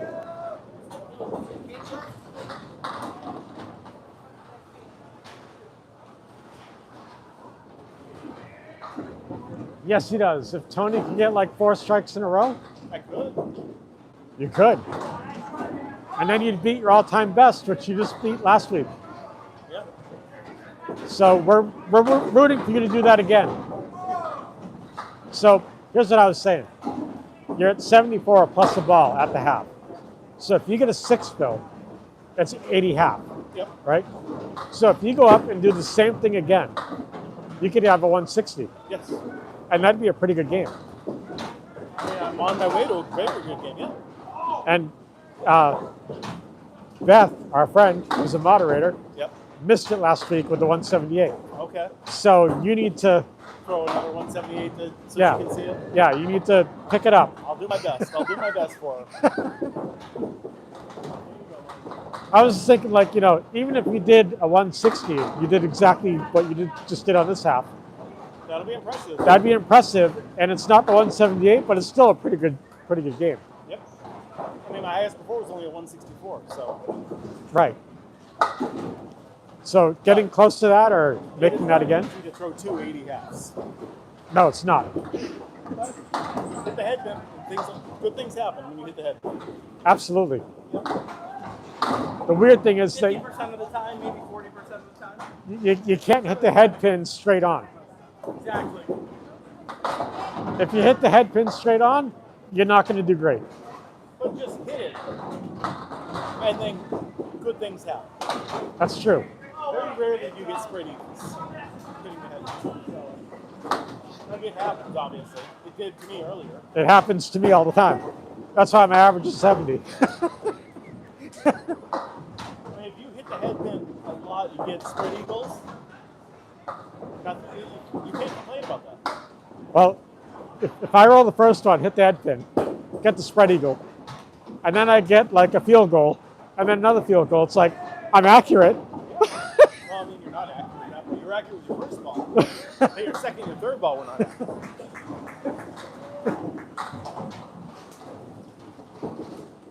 Unless you're aiming for the hole, if you that's a mistake. Yeah, touche.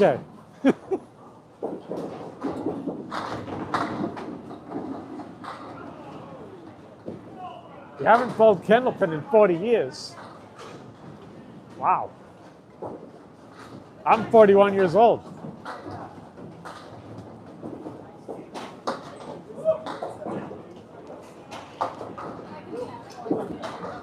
So, not that Tony's going to do this, but the highest anyone's ever bowled in the whole world record here, is 245. And it happened twice, once in 1986 and once in 2011. Tony's not going to get a 245 here. But he could do like a 160 or maybe a 180. Something like that. That'd be nice. We want him to get at least 4 strikes in a row. Because if he can get 4 strikes in a row, then his score is going to be fantastic at the end of the string.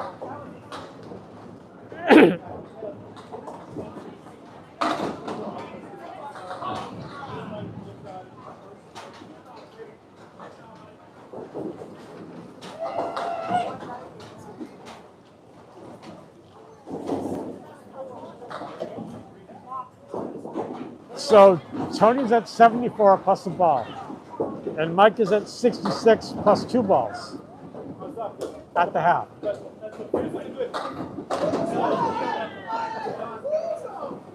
plus a ball.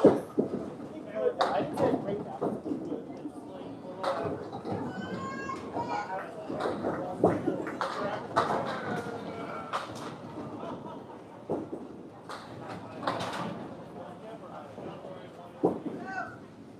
Do I live by a Candlepin lane? Yes. I live near the Candlepin lane that I'm in right now. My house is like maybe a, I don't know, 20-minute drive home. Only like 2 towns over.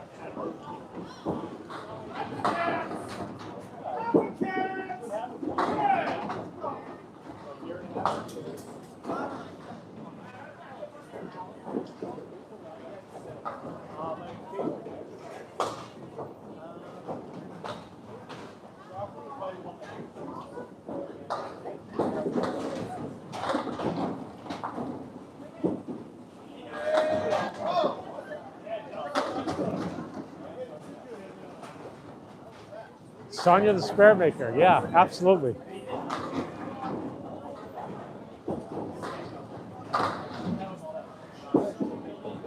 Oh, the other Jeff. All right, that's cool.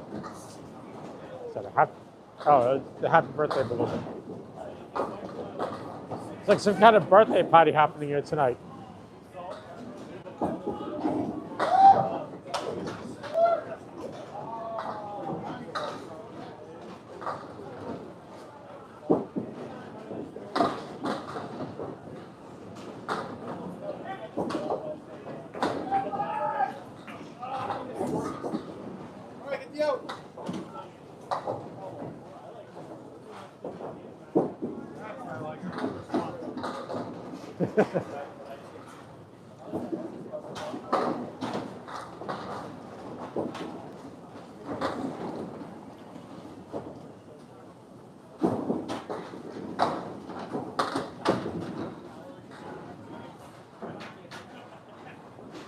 was $1 the last time you played.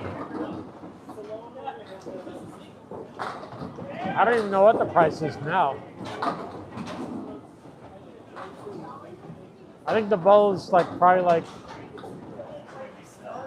$7 to $15 a string. I'm not really sure. Probably around $10 for a string.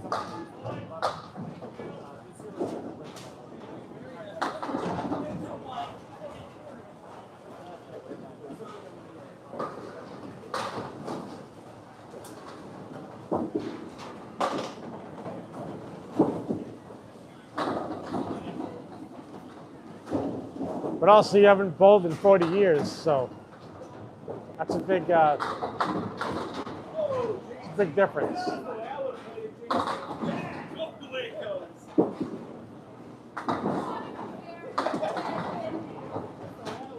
I used to live in Rochester as well. Rochester, New Hampshire. I lived there for 4 years.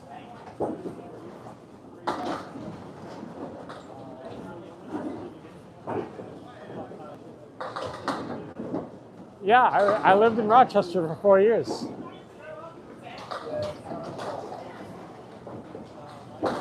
I lived over by the Frisbee Hospital. Rochester Hill Road.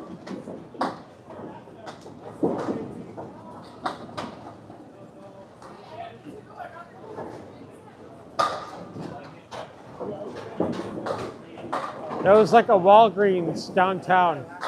And right across from the Walgreens was a China Palace.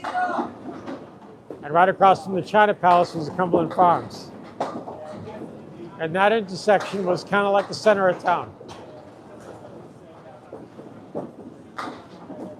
I lived maybe like a mile from that center of town.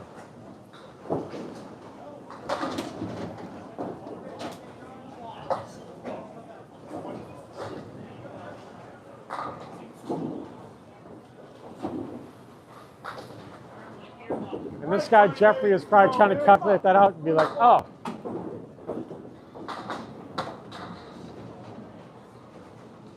My regular job or the other Jeff? You can say Jeff the host or Jeff the other chatter.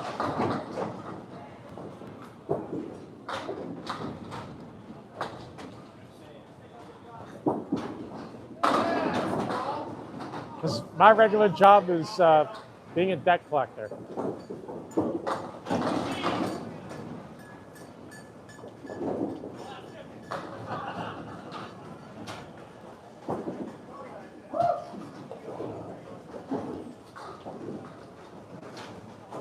Yeah, so my job is being a debt collector.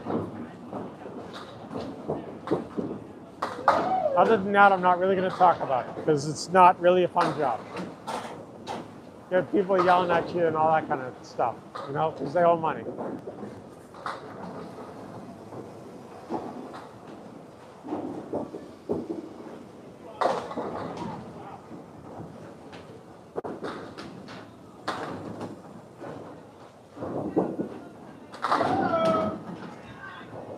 Yep, so the Cumberland Farms and the China Palace are still there.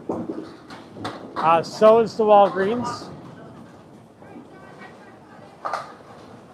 And like right down the street from the Cumberland Farms, like, you know, maybe about a quarter mile down, maybe less, is like a KFC.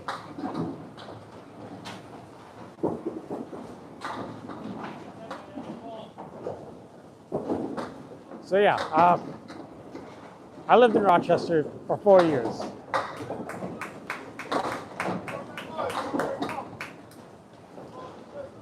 I actually lived, so the other Jeff that's like listening to this that lived in Rochester, you're gonna know exactly what I'm talking about when I say this, but I lived in the apartment complex right across the street from the water tower, right by the High View Motel. So it's like water tower, High View, and then right after that, across the street, is my apartment.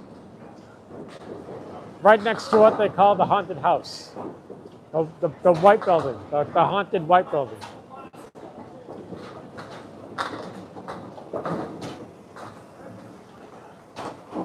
So the white building is not actually haunted, but I'll explain to you guys what it is.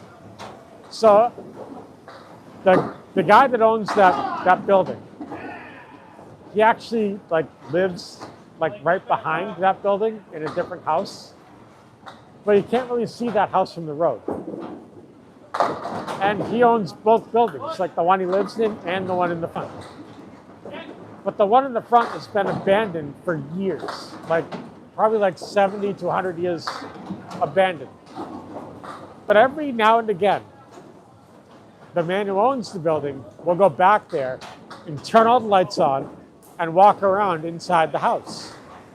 Maybe to go fix it up or vacuum or something. I don't know what he does in there. It's really none of my business or whatever. But people are just like, oh, well, that place has been abandoned for years. And I drove by it the other day and all the lights are on. Must be a ghost. I'm like, nope, it's the owner, a guy who owns the house. You said it first. You said it in your head. You said it in your head, though. So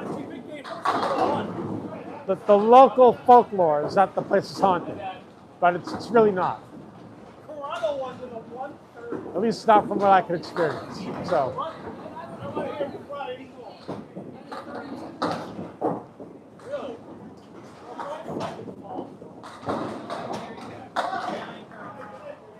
I'll take Bitcoin.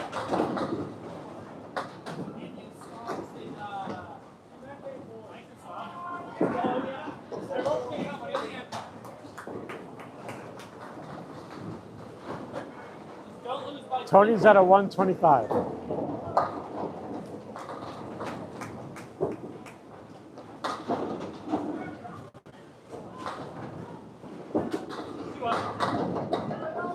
Yeah, that's where I lived for 4 years. I lived in those apartments.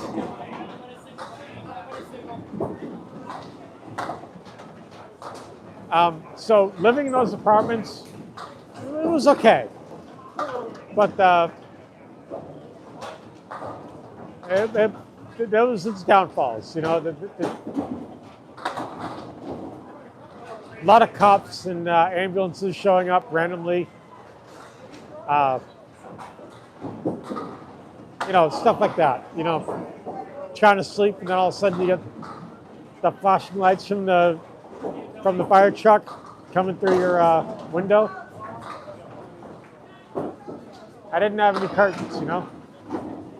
So Tony ended with a 132. Not bad.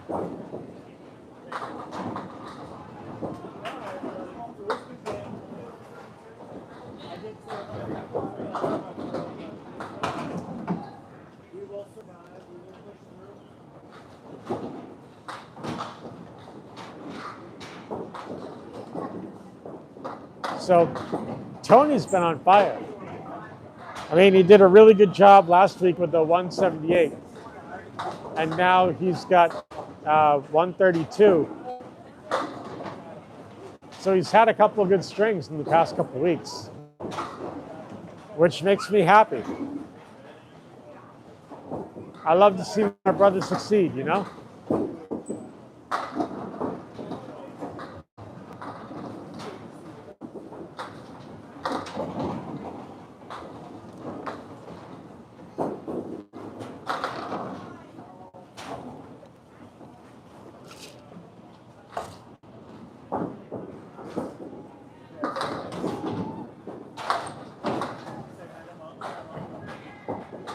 So Johnny, no. 132 is above his average. 110 is his average.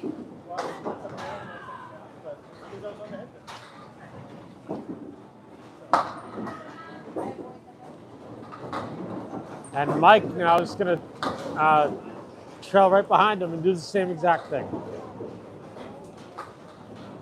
Let's hope that Mike can end up with a with also like a 130 or a 140.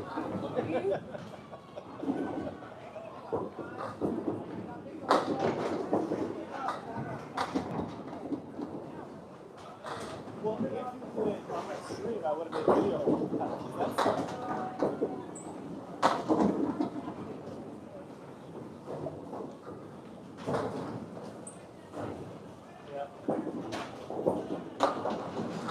Oh, so his average will still be 110.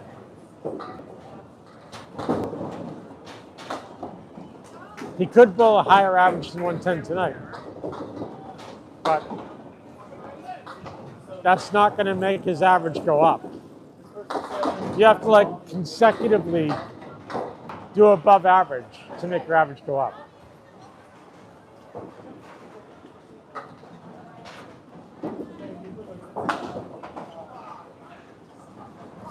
Like for example, if let's say that my average is 70, right? And I join a league, and let's say that I have like 100 average for like 4 consecutive weeks. Then my average would go up. But it doesn't necessarily mean that my average would now be 100. It just means that my average would go up. How they calculate it, I don't know. But there's a way to do it. So that's how that works.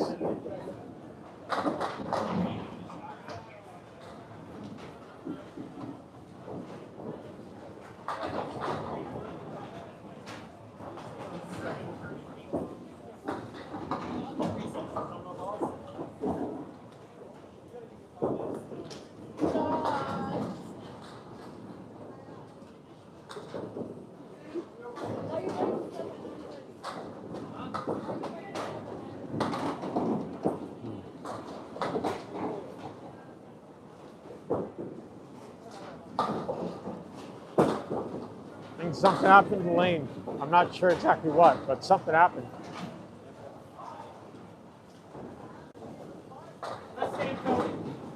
Thank you. Thank you.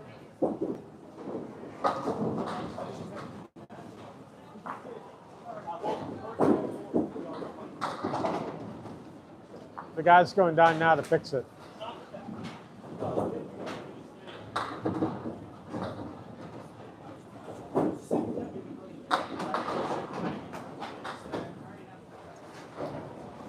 Yeah, I'm thinking that you would need to like consecutively for multiple weeks, like do way better, and then your average would go up.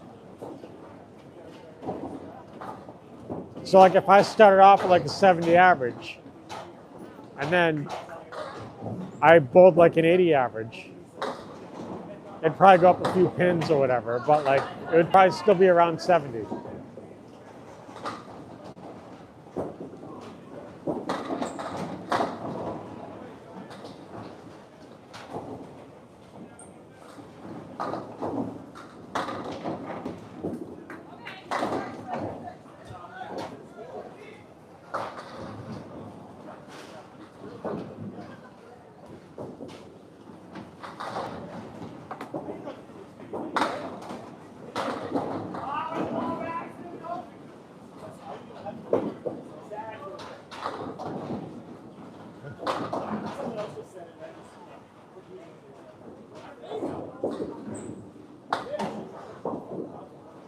So Mike got a 9 on that one.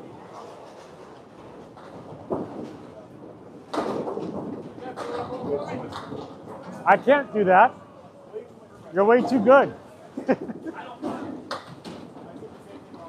Brian Fuller, my cousin, who's like a way good bowler, says, "Hey, you want to bowl for me?"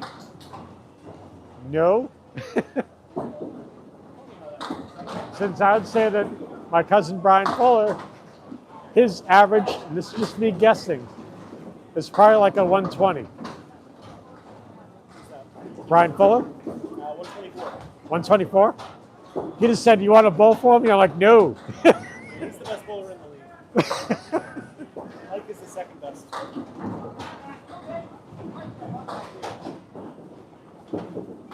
I don't think that Brian wants me to bowl for him.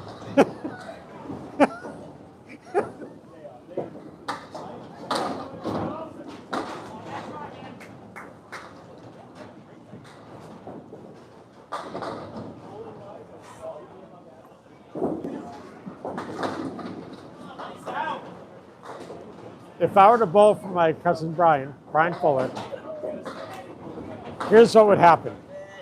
He'd watch me do like one box, and he'd be like, never mind, let me take back over again.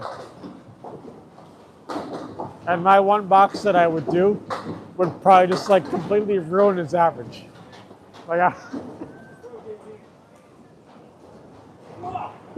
Like it'd be just one box that's so terrible that he'd be like, nope.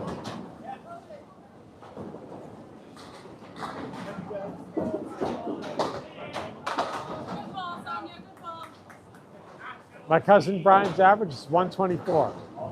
Mine's about a 70. Is the town that small? What town?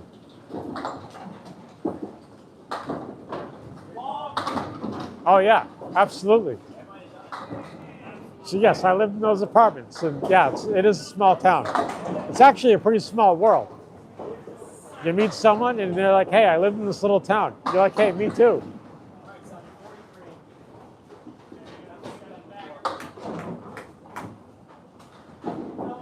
I was like the quietest neighbor in that apartment too. Like people thought that my apartment was empty.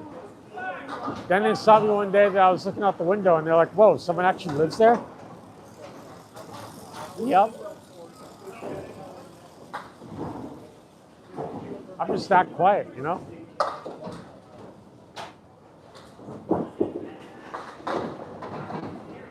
It's just pretty weird when you live in an apartment complex and you're so incredibly quiet that the neighbors suggest you get a drum set.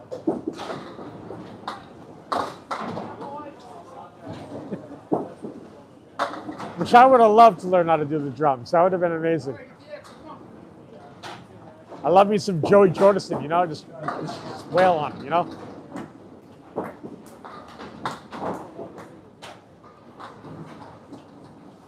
Either that or let's talk about this. You want to talk about good drummers that just wail on the drums? How about we talk about Mr. Shane Hawkins, huh? You guys know who Shane Hawkins is?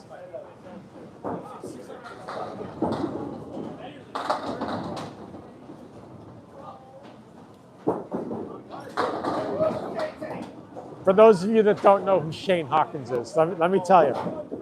So, no. He's not dead. So, Taylor Hawkins is dead.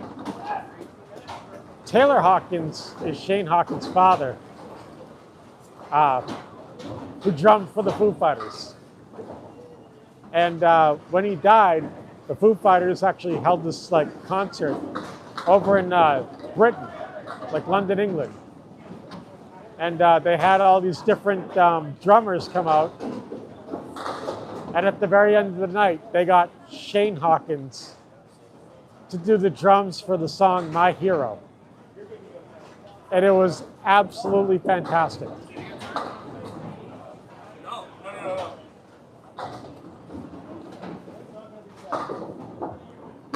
And that clip you can find on YouTube of Shane Hawkins on the drums. I'll be on Wednesdays, but just with my new job, just Tuesday night, I have to be kind of out in New England. But if I'm around, feel free to hit me up. But again, I appreciate the ask. Thank you, Tony. Thank you.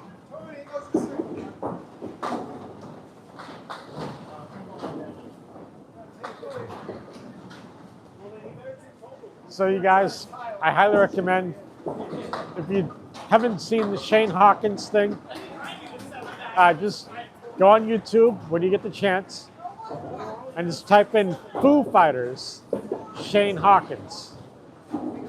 It will come right up. It is a phenomenal video.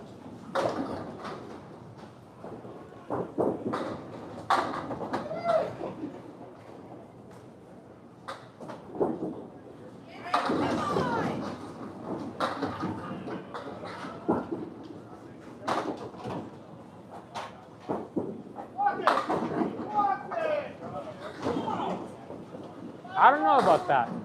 Sonya let JT get into her head. I mean, maybe. It's possible. This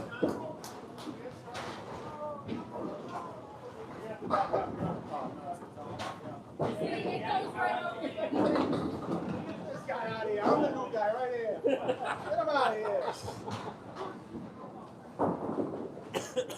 We both go with JT. They said back out, GC. Good. We got C minus over here right now. Oh, gotta hit the harder. Right back out, GC. Byron, you hate me,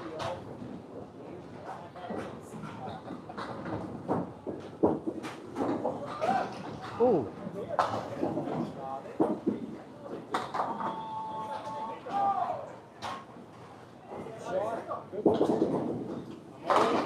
JT with a 144.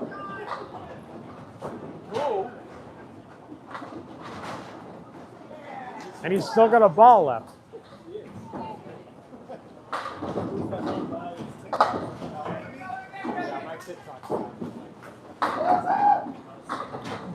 With a 9 fill. 153, everybody.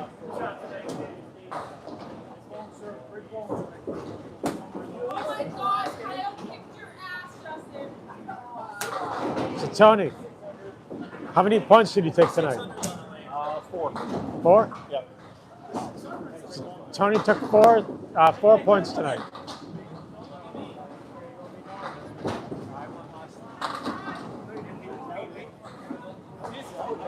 So I'd say tonight was a pretty good night. You prefer the chess? Is that what you said, chess? I mean, I don't like checkers.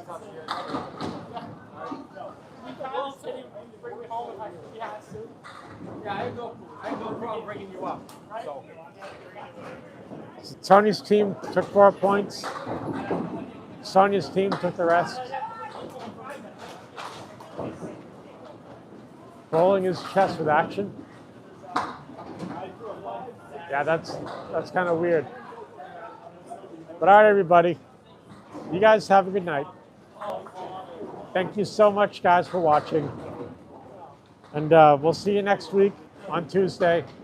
Although that's when I'm going to see you. But Tony will see you tomorrow on his stream right here on YouTube and TikTok.